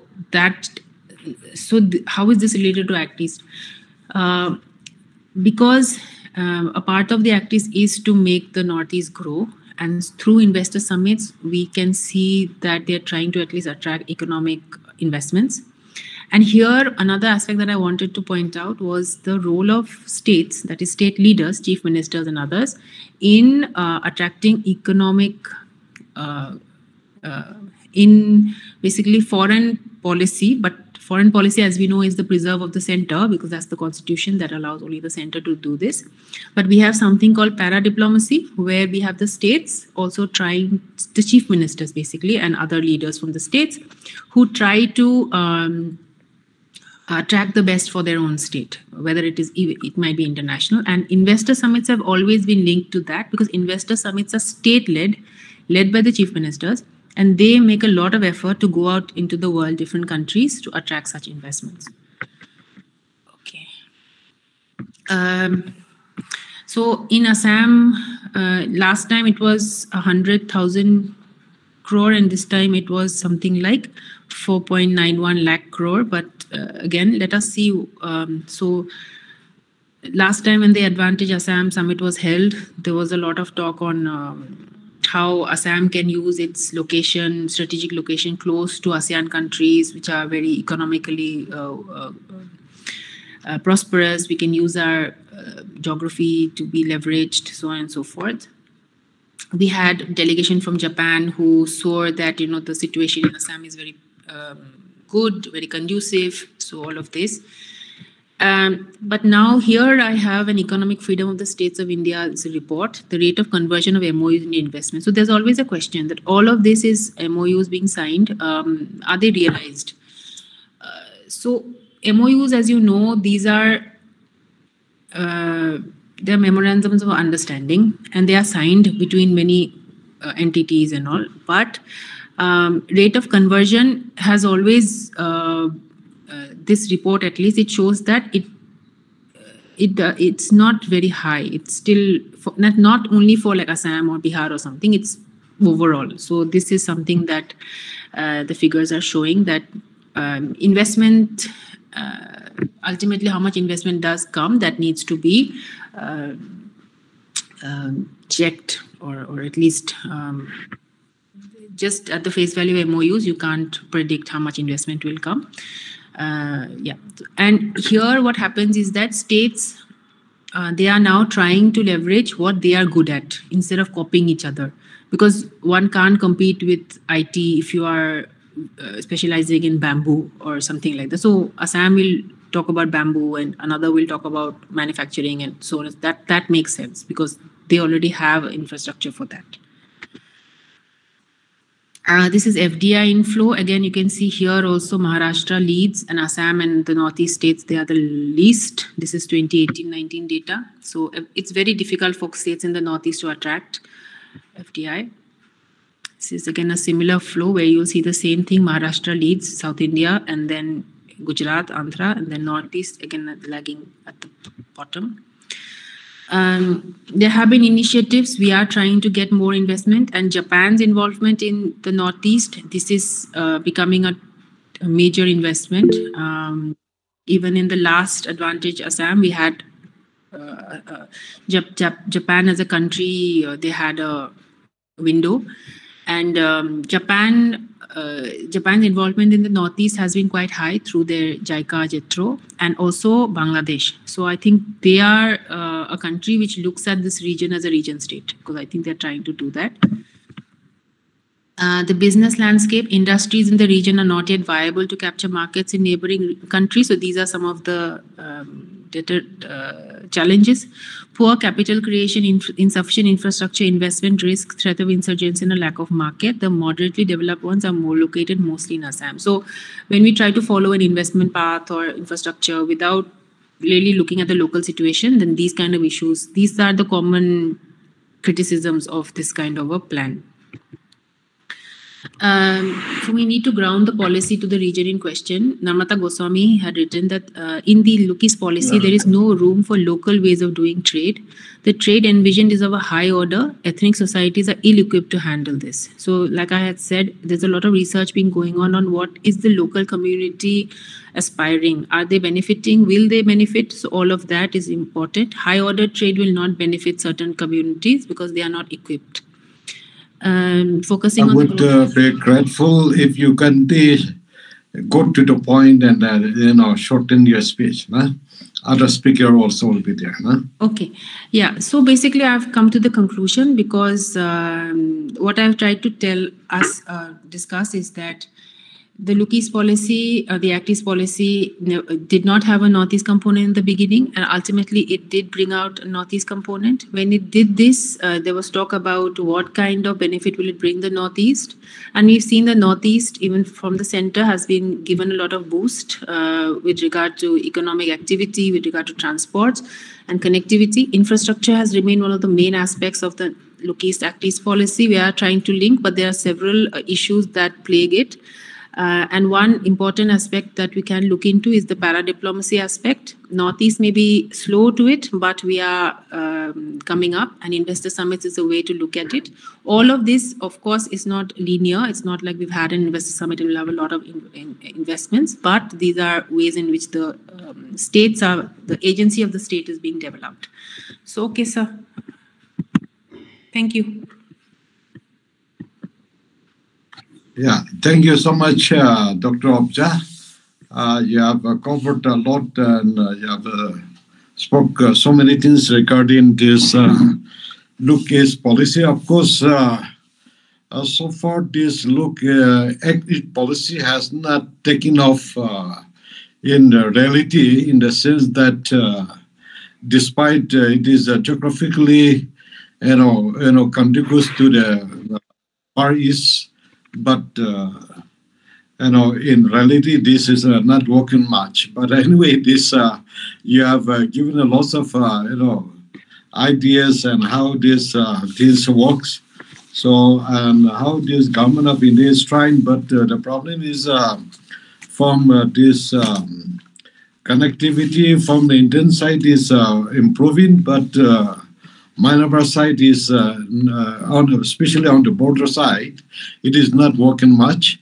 And I have my own PhD scholar who has already got an award, but the finding shows that it is still a long way to go. Long way to go in the sense that from the Northeast, although this trade part, it has no impact at all from the Northeast region. And of course, yesterday there was a business summit was there, and the government of India is spending lots of money and they want to invest a lot, but I don't know how far that is going to take place. Otherwise, from this waterway or airway or road connectivity, I think from the Indian side, that is trying the best, but the problem is from the Manipur side, there is because of a military rule and the people border in the Indian side, they are very backward. And so this is also one of the main drawbacks for not able to physically taking off in reality. So this is what I've seen. But anyway, is there any query regarding this the lecture? I just want at least one. If there is a question, at least from one from one of the participants, if anyone.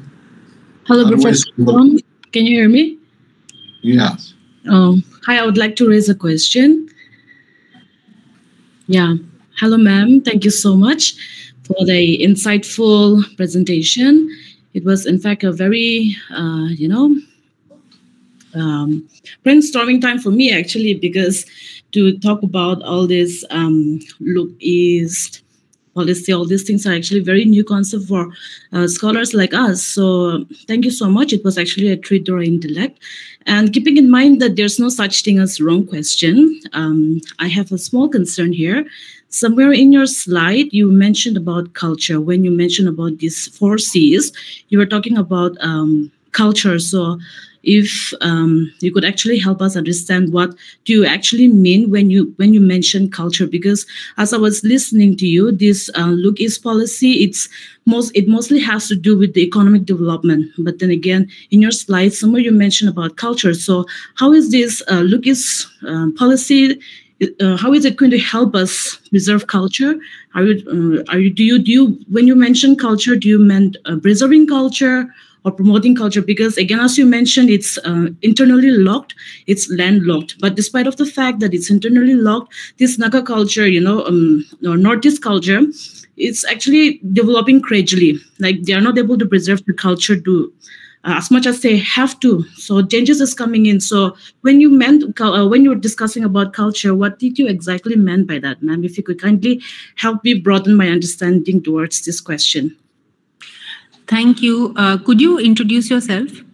Okay, so I'm Mohammed, and I'm actually pursuing PhD in Christ University, Bangalore.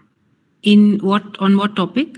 I'm actually trying to understand Naga identity from a mythical perspective and contemporary positioning of the Naga society altogether. Okay, that's great. All right. So I just wanted to ask that because I wanted to know where you're coming from. So Yes. when you're talking about culture, at least in international relations, culture, like you've mentioned, is considered a low-hanging fruit. Right. Okay, so the military and the economic, not even the economic that much. The military will be the first, and then you have economic and culture and education. So when you are talking about culture in the Northeast or Look East or the Northeast, I can just try to help you look at it in 2 ways. One was that when the Act East or the Look East, at least the Northeast was being picturized or positioned in this whole policy, like I mentioned, it was felt that the people of the Northeast would be culturally or historically more connected with that of the Southeast Asian countries. All right, because this is how the India and I don't like using it, but mainland India and the rest, and it was seen to be more connected to the Southeast Asian countries culturally. So similar cultures, and as you know, in the border areas, you have because of the political cartography that was created, which was a little unfair because they did not keep in mind the kins and the kinship relations that got separated. This is very common in Nagaland or in Manipur, where you have people of the same kinship on both sides of the border. So Act East policy tries to take into account those kind of cultural connections as well. How do we try to help them? But this can also lead to problems like we are having in the free movement regime and the discussions on that, if you've been following. And another way of looking at it will be, there have been certain ways in which we are trying to promote cultural interactions, let's say. So right now in Dibrugarh University, we are having a Northeast Japan caravan. This is nothing but a cultural, like a soft power exercise for them, for us, for everybody. And this Northeast Japan caravan is actually a caravan. They are moving. This is their 7th location in the Northeast. All right. So it's like I said, the Northeast is attracting others, not only just infrastructure-wise, but culturally also they are trying. So today in the morning, I was actually in a yukata, which is the Japanese dress, because they brought yukata, origami, calligraphy, everything. Wow. Except food, they have everything. The last one they did was in Agartala. So this is how it's revolving. It's just Japan, I'm giving the example, but even Northeastern troops, or at least the cultural aspects, they are also going to Singapore and other areas in this whole direction, the Eastern direction, and they're taking that, exporting that sort of culture as well.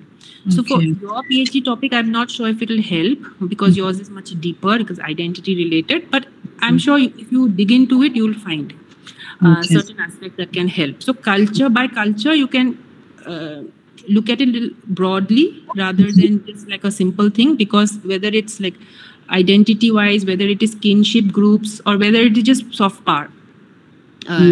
Because we've had movie screening in the morning, anime movies, and the students and of course language, that is also a big aspect of culture. And this is again related to employment. So here they are not even making any bones about it. They're like, we are here because we need you to learn the language so that you can come to work in our country. Okay. So I think that should help. Yeah, thank you so much, ma'am. Yeah, it was such a new information I've collected from you. Thank you so much. Thank you for your question. Thank you. All right.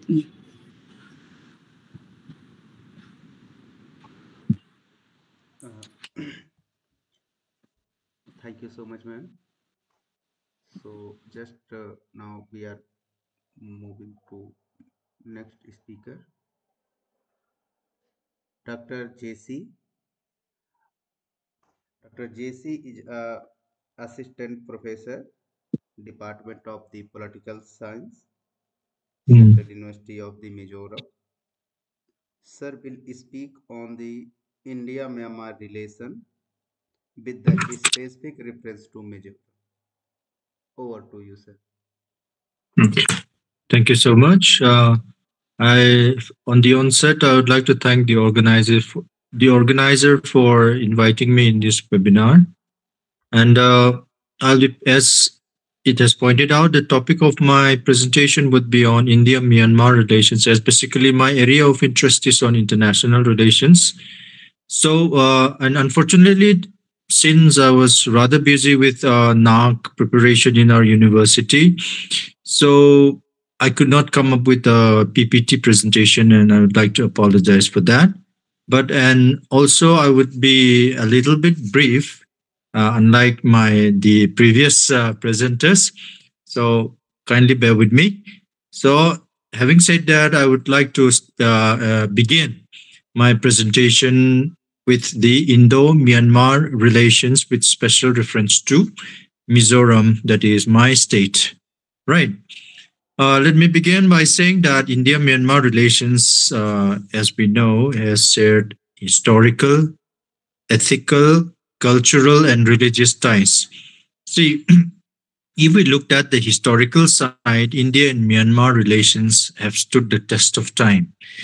And maybe because of the geographical proximity of the two countries, that help each other develop and sustain a cordial relations. And best of all, the crux of my presentation would be the people-to-people contact between the people of Mizoram and the people in the other side of the border, that is in Myanmar. See, but before I come with specific to Mizoram and Myanmar, I would like to take the opportunity to have a glimpse of India-Myanmar relations, first of all.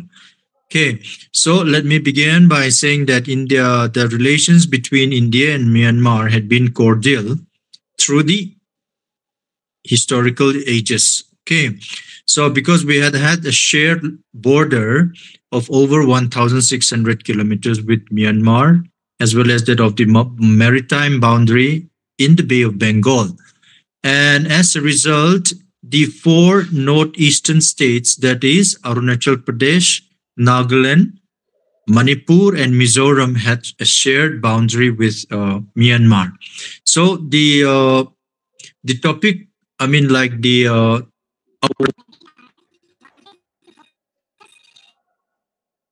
our webinar, as it focused on the specificity of the Northeast vis-a-vis the India's relation with other countries.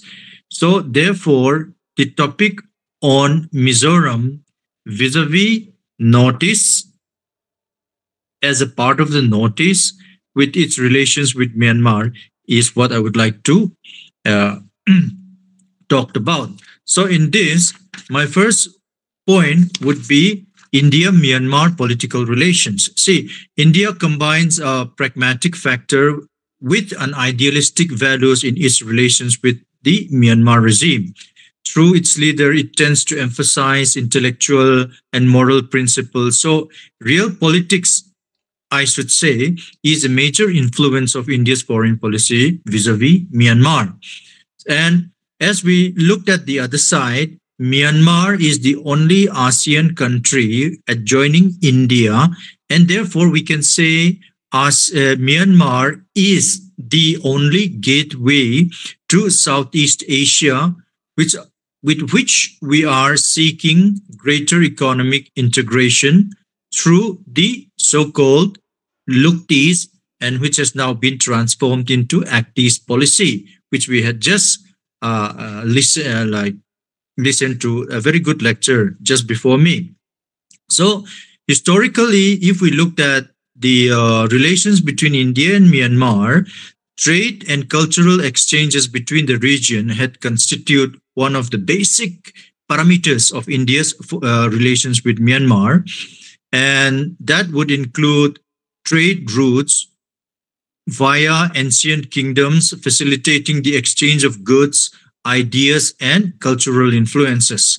So the spread of Indian civilization, which was sometimes referred to as Indianization to the larger Southeast Asian countries, has also played a very significant role in shaping the culture, the religion, and in fact the political institutions of Southeast Asian countries, which includes Myanmar. So if we looked at the history, let me go back a little bit of history. Please bear with me. See, both India and Myanmar gained independence from the British rule in the late 1940s, as we know. And in fact, India was one of the first countries to recognize Myanmar's independence in 1948. So that means, in other words, the national struggles of India and other colonial nations took place at the same time, we can say. So our first Prime Minister, Jawaharlal Nehru, the first Prime Minister of India and the Minister of External Affairs, had close ties with the founding elites of the Myanmar new government, independent government. So as a result, we can say the first 10 years of our independence, both countries has a very, respective, cordial relations with one another. In fact, in 1951, a treaty of friendship pledging everlasting peace and unalterable friendship had been signed, if we know. So in that respect, the relations between India and Myanmar has been very cordial. See, in 1962, however, there was a military coup led by General U Ni Win that marked the end of the constitutional democracy in the country. And this makes a paradigmic shift, we can say, causes a paradigmic shift between the relations of India and Myanmar because of that military coup. So the inward orientation of the military junta, repression of the minorities, and the expulsion of foreigners, including ethnic Indians. So it created a shift between the two countries. And on top of it, India, as a retaliation, supported the Aung San's family, which was toppled by the junta government, especially the daughter Aung San Suu Kyi, in the fight for democracy. So this India granted a political asylum to the former Prime Minister U Nu. So in that way, the cordial political atmosphere that had taken shape after the independence of both the countries was shattered by the 1962 revolution.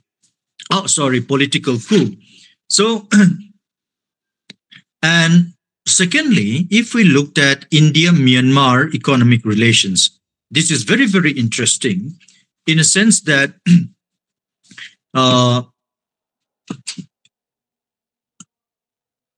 Okay. So we can say in that instance, if we looked at the economic relations, India is Myanmar's fourth largest trading partner after Thailand, China, and Singapore. So it absorbed around 25% of our total export. See, why I'm saying is that in this respect, Myanmar's export to India are agricultural products, and Myanmar imports from India includes chemical products, pharmaceuticals, electrical appliances, and transport and equipment. So in that respect, the significance of Myanmar for India is, we can say, very, very strategic, both political and economical as well. So in that respect, India started establishing economic relations with the I should say Myanmar in that way. So to begin with, there in that respect, several institutional and high-level talks were conducted. Development cooperations were carried on, which we had just listened to earlier. Like take, for instance, India has an active development assistance program for Myanmar, which was valued at around $1.75 billion in grants. Say, which we can say the Kaladan multimodal transport project is there. Then the trilateral highway connecting Northeast India with Myanmar and Thailand is there. Then building educational institutions like Myanmar Institute of Information Technology, Rakhine State Development Program, restoration of heritage monument like Ananda. So a whole lot of assistance program was carried on in with Myanmar, and on top of that, a $500 million line of credit fund, additional connectivity and infrastructure projects in Myanmar was also undertaken. So in 2022, the two countries signed an agreement to build an integrated checkpost at the Tamu border, which connects with Manipur. So in that respect, we can say the significance of Myanmar with India through economic connections and connectivity is what I would like to highlight. Then, secondly, Myanmar, which is the only Southeast Asian country that shares a land border with the northeastern India, is like as part of India's Sagar vision, developed which we had listened via the Kolodan multi-project, the Sidway port in Myanmar, Rakhine State. So in that respect, one other thing that I would like to point it out, in this strategic relations between India and Myanmar is that we see the influence of China on the other side. As I have said, India has, after 1990, with the introduction of India's Act East policy, there was a paradigmic shift in India's foreign policy from that of an ideologically driven foreign policy, which was spearheaded through the non-alignment and other policy, which was initiated by Nehru. But after 1991, with the initiation of the Act East policy, India had carried on a paradigmic shift in its policy through a real politics, in a sense that it was now economically driven. So the whole paradigm of India's foreign policy, if we looked at it through this dimensions, we can say now for instance, we know that there was a coup in 2021, another coup in which the military seized control of the Myanmar, democratically elected government of Aung San Suu Kyi. But however, India tries to maintain an equidistance between both the junta and that of the National League for Democracy. So in that respect, what if we looked at it and if we analyze that kind of a relationship, which a foreign policy which we initiated is a kind of a real politics in which we looked at this situation as a case-to-case basis. So having said that, India's foreign policy, which was earlier driven by an ideology, but rather which has now taken upon as a paradigmic shift by focusing more on real politics as to how we can take advantage of the situation. As I have pointed out earlier, Myanmar being the gateway of the Southeast Asian countries, so we cannot neglect and cut off ties with Myanmar because it is now once again under the hands of the military junta. No, see, the situation is that in order to build inroads into Southeast Asian countries via the mainland Myanmar, so we see the strategic significance of Myanmar in India's Act East policy, neighborhood first policy. And this is where the region Northeast India comes into the picture, as we have listened just now in the previous lecture. So my point here in my lecture, in which I would like to shorten my presentation, is that because much of what I had prepared to talk about in the Northeast, significance of the Northeast in Act East policy had been already enumerated in the previous lecture. So I will cut short my presentation based on that, and would now concentrate on the relations of India-Myanmar with specific reference to my state, that is Mizoram. So coming into that picture. See, precisely, there were 4 aspects of Northeast India which was critical to the Look-East policy. The first, as we have already heard, as I have heard about, is connectivity and physical infrastructure. For the continental trade facilitation of the Southeast Asian countries. Second is trade and investment. Trade and investment. Then third is trade-related governance. So if we looked at the Northeast India Vision 2020, it's factored a new dimensions, that is the people-to-people contact in the Look-East policy, which I would like to further enhance in my presentation. So on that, see, with regard to connectivity, which we had already heard earlier, let me try to point it out some of the examples. See, there is a proposal to build the Asian Highway, an Asian Railway link, and natural gas pipeline. See, take for instance, the proposed geographical niche for the Asian Highway is the Imphal-Tamu road going to Kalamyu Railway into Mandalay in Myanmar.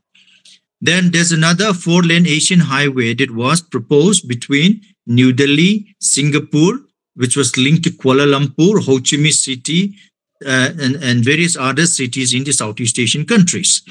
Then there is also a plan to construct a 1,360-kilometer trilateral highway that would link Moreh in Manipur state via the Mandalay city in Myanmar and to the Mae district in Thailand. Then there is also, last of all, the Kaladan in the Mizoram sector. As I have pointed out, the Moreh Tamu point is in the Manipur sector, and the second in Mizoram. Sorry, in Mizoram sector we have the Kaladan multimodal transport project, which was a proposal for a connectivity of vital interest for India. See, since Bangladesh is reluctant to allow transit facilities, the project was an alternative transit route to India, which is called the, as we have listened. So the project involved a major upgradation of the cityway located about 250 kilometers from the Mizoram border on the northwest coast of Myanmar, where the Kaladan River joins the Bay of Bengal. So in that instance, I would like to point it out is that the Kaladan project facilitate movement of cargo vessels on inland waterways route in Mizoram through the Kaladan River to Sitwe. So likewise, there was this connectivity, which was a major dimensions of the Northeast in the Look-East policy, which specific to Mizoram. And secondly, border trading post, or we can say land custom stations in the northeastern region, is another important aspects of the Look-East policy, which constitute a major chunk of India-Myanmar relations with respect to Mizoram. See, in Mizoram, we have these land custom stations in Zokothar, which was quite small compared to that of the land custom stations in Moreh, in Manipur, and elsewhere. But however, since this is the only official custom station, we can say that there's another specific of the relations is that border trade with which the land custom station is connected with, or comprised, I should say, is that border trade and border huts are an important aspect of that relations between Mizoram and Myanmar in that part of the border in the northeast.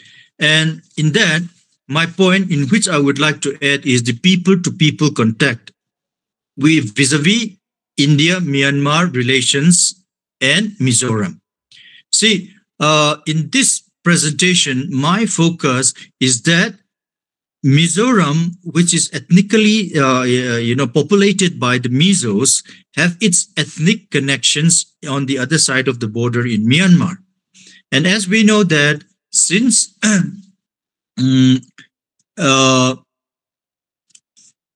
as of December 2024, there were 32,794 Myanmar refugees in Mizoram. And these refugees live in relief camps across 7 districts in the state.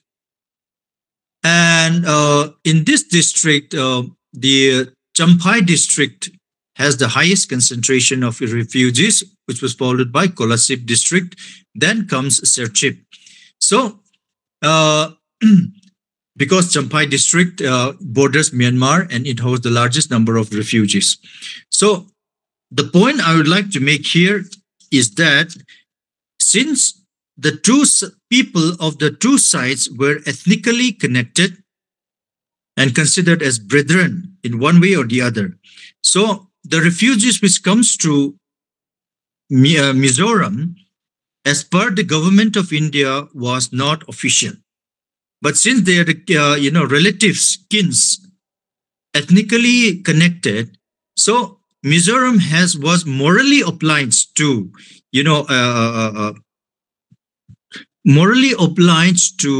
look after the refugees coming into the state of Mizoram. And now with the government plan to seal the border, the free movement of regime, to cancel the free movement regime and, fortify the border. So there is a hue and cry against this intention on the part of the central government as well. So in that respect, Mizoram plays a very significant role in India-Myanmar relations.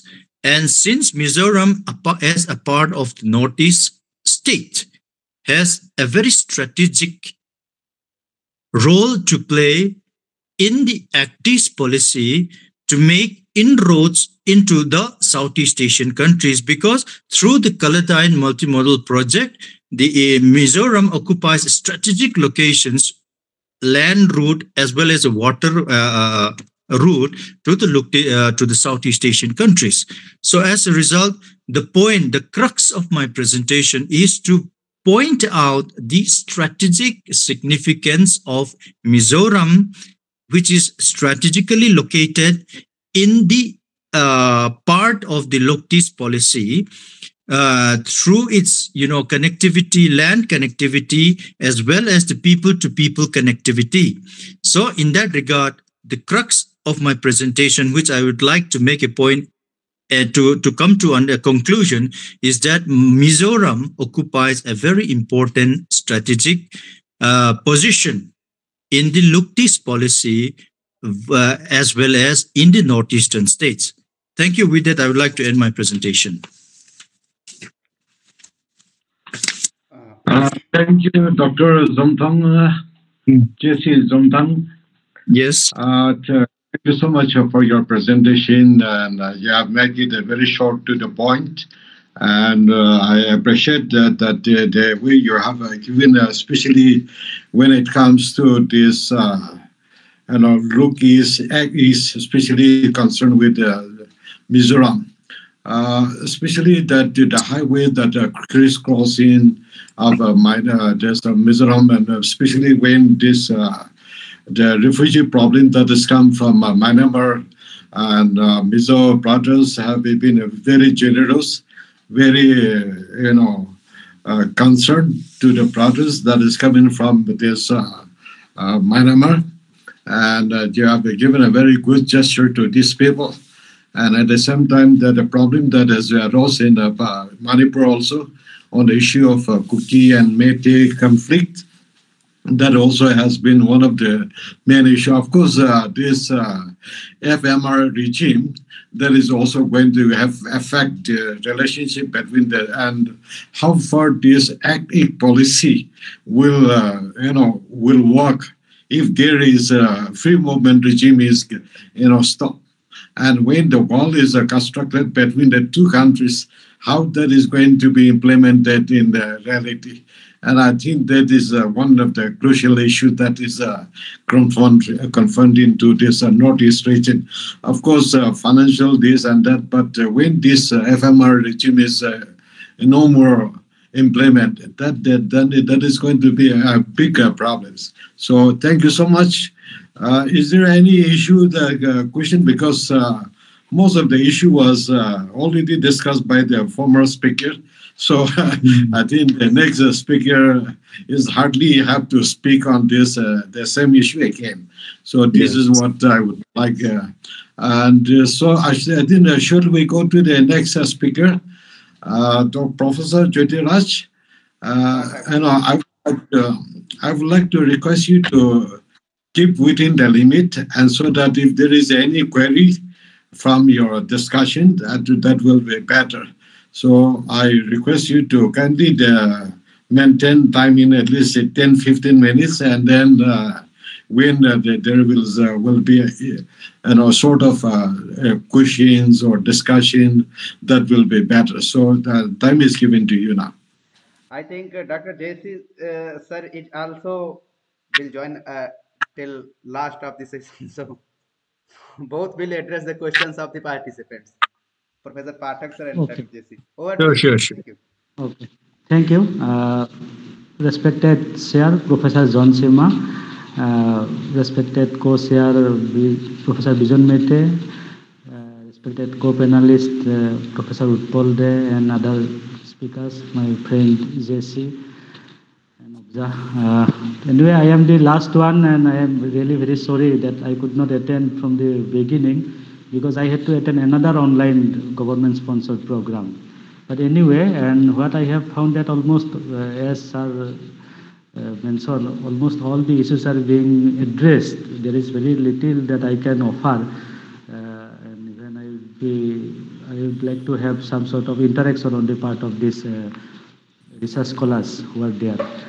And I don't know about the research scholars, whether they are from mainland India or from Northeast India itself. Those who are from Northeast India itself, they have already know about the very locality and its politics, culture, history, connectivity issues and all this. But still, since I was assigned and to speak something about this activist policy in special reference to Northeast India, and where I would like to add the concept of development. Although it's from this, it's not from the domain of political science, the development as such. But anyway, I would try to at least touch some of the elements.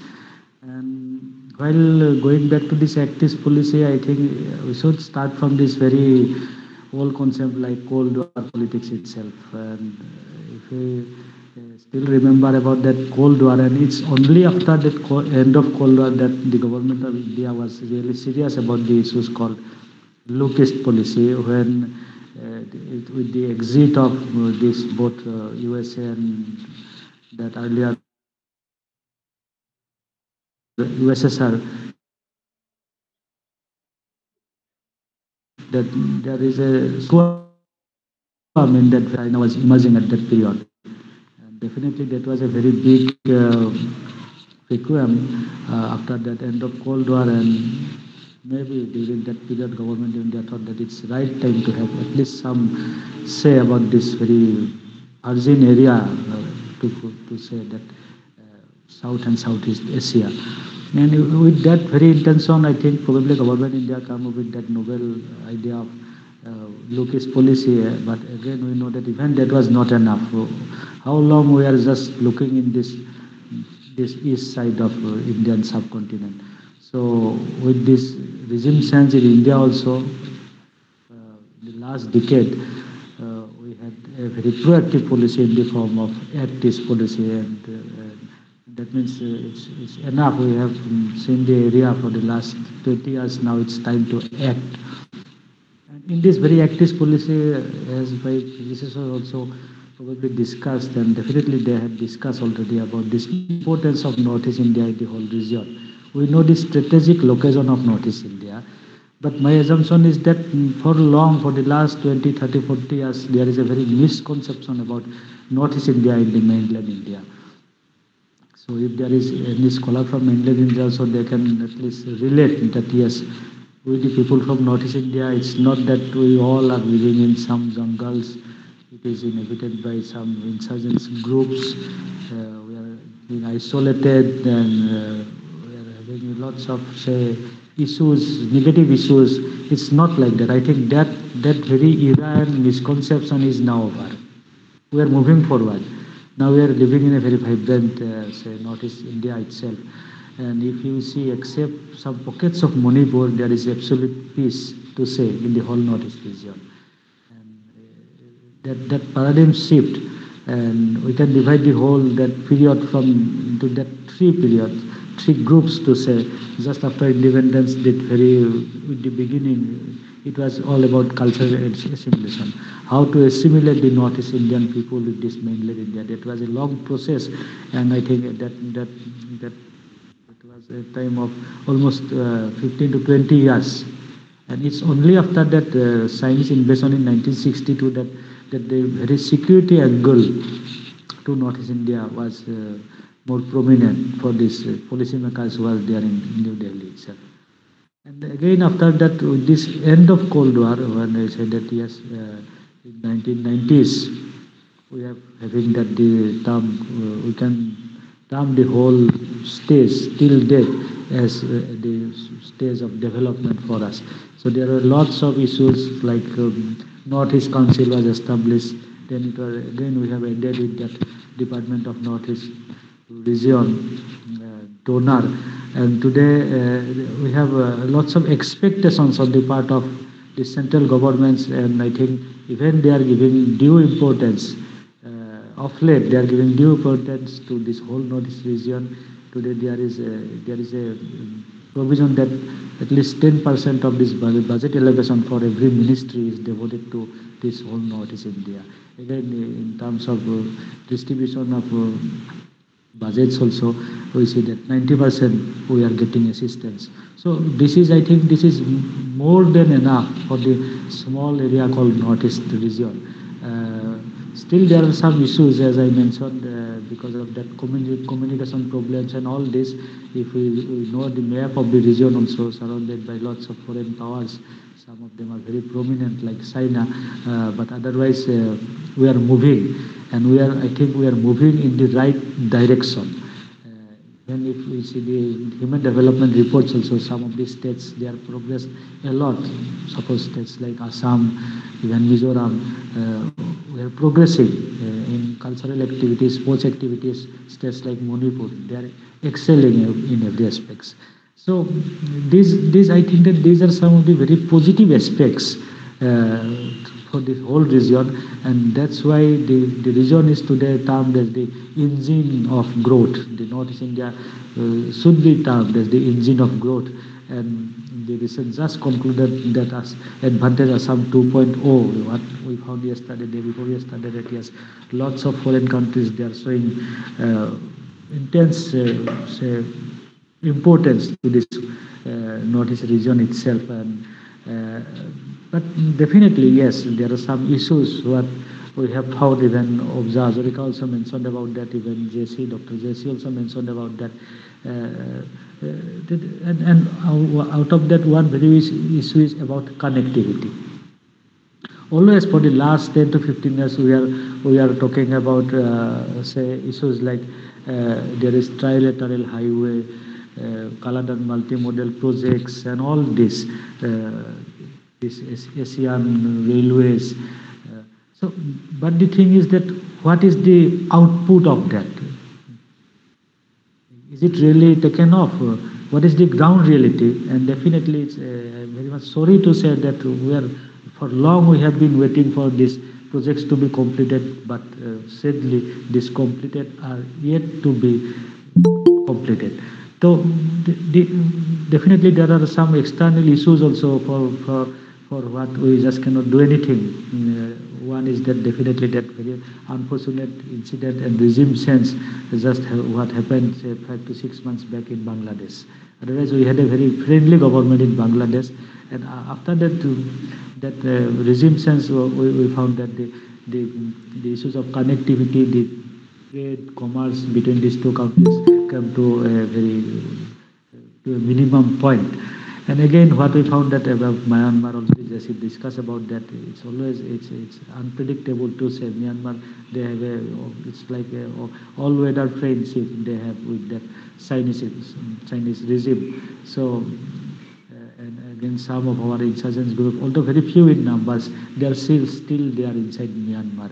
Even they have ethnic places within Myanmar. So, except I think these two issues with Myanmar and Bangladesh, I think we have a very great potentiality to act really about this Act-East policy, where we can excel the whole Northeast region. Since we are sitting in a very unique position, we can excel to a great point, because states like Arunachal, states like Manipur, Mizoram, Nagaland, Meghalaya, even Assam also, we are sharing the borders with those Southeast Asian countries, and they are showing greater interest about the potential markets, and we are offering the markets. Definitely, we have already opened up the markets.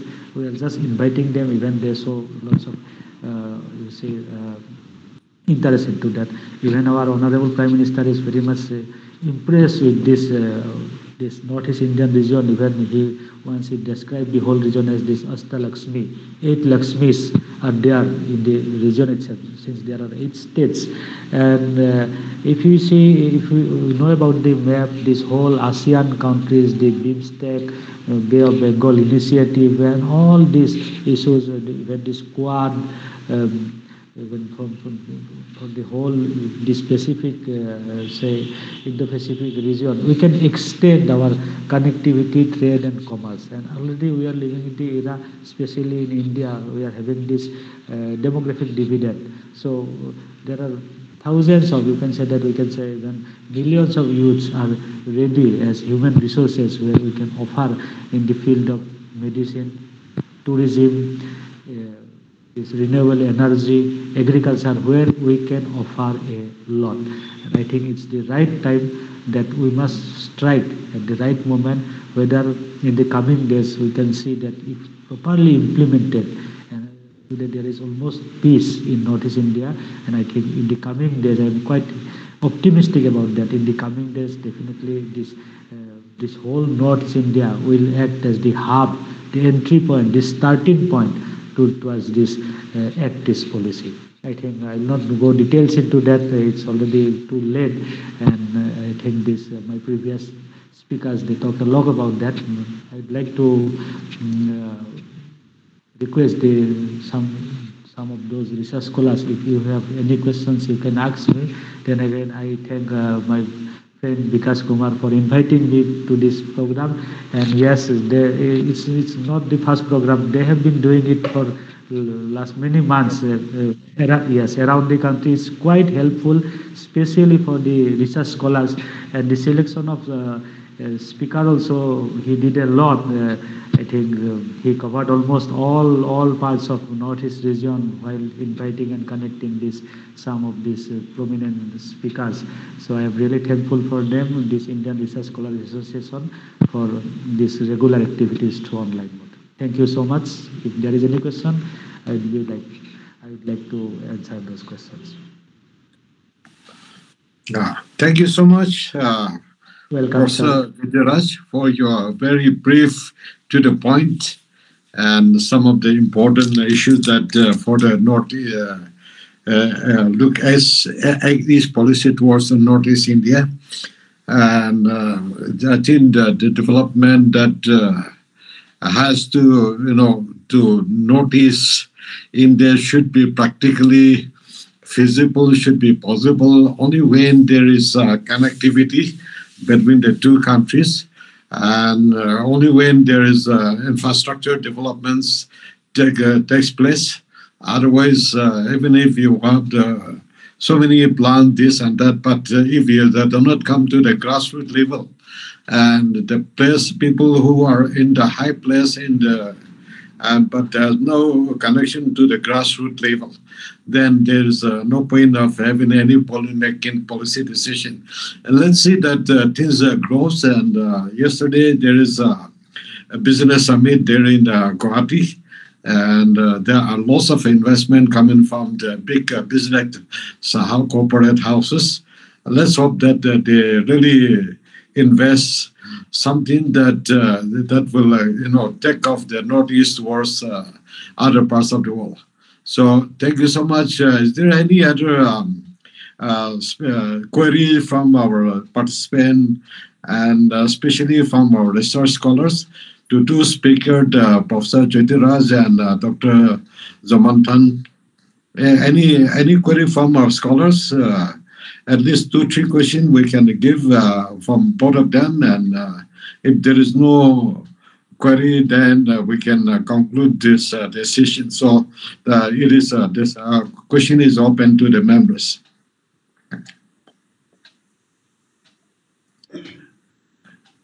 Yeah, is there any query from our scholars?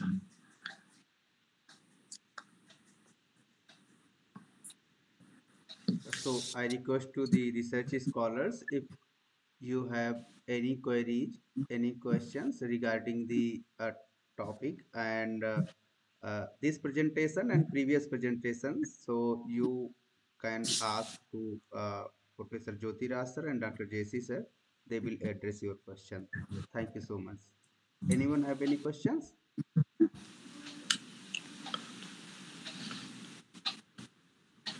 Is there no question from our participant? Yes. Okay. If there is no question, then I would, with the permission of the organizer, Vikash, I'll just a brief highlight of some of the speaker that has been spoke in the previous speaker, especially Professor Utpal Kumar has spoke about this, the economic situations and inflation and all these things regarding this during COVID time, how this economy has been affected, especially unemployment.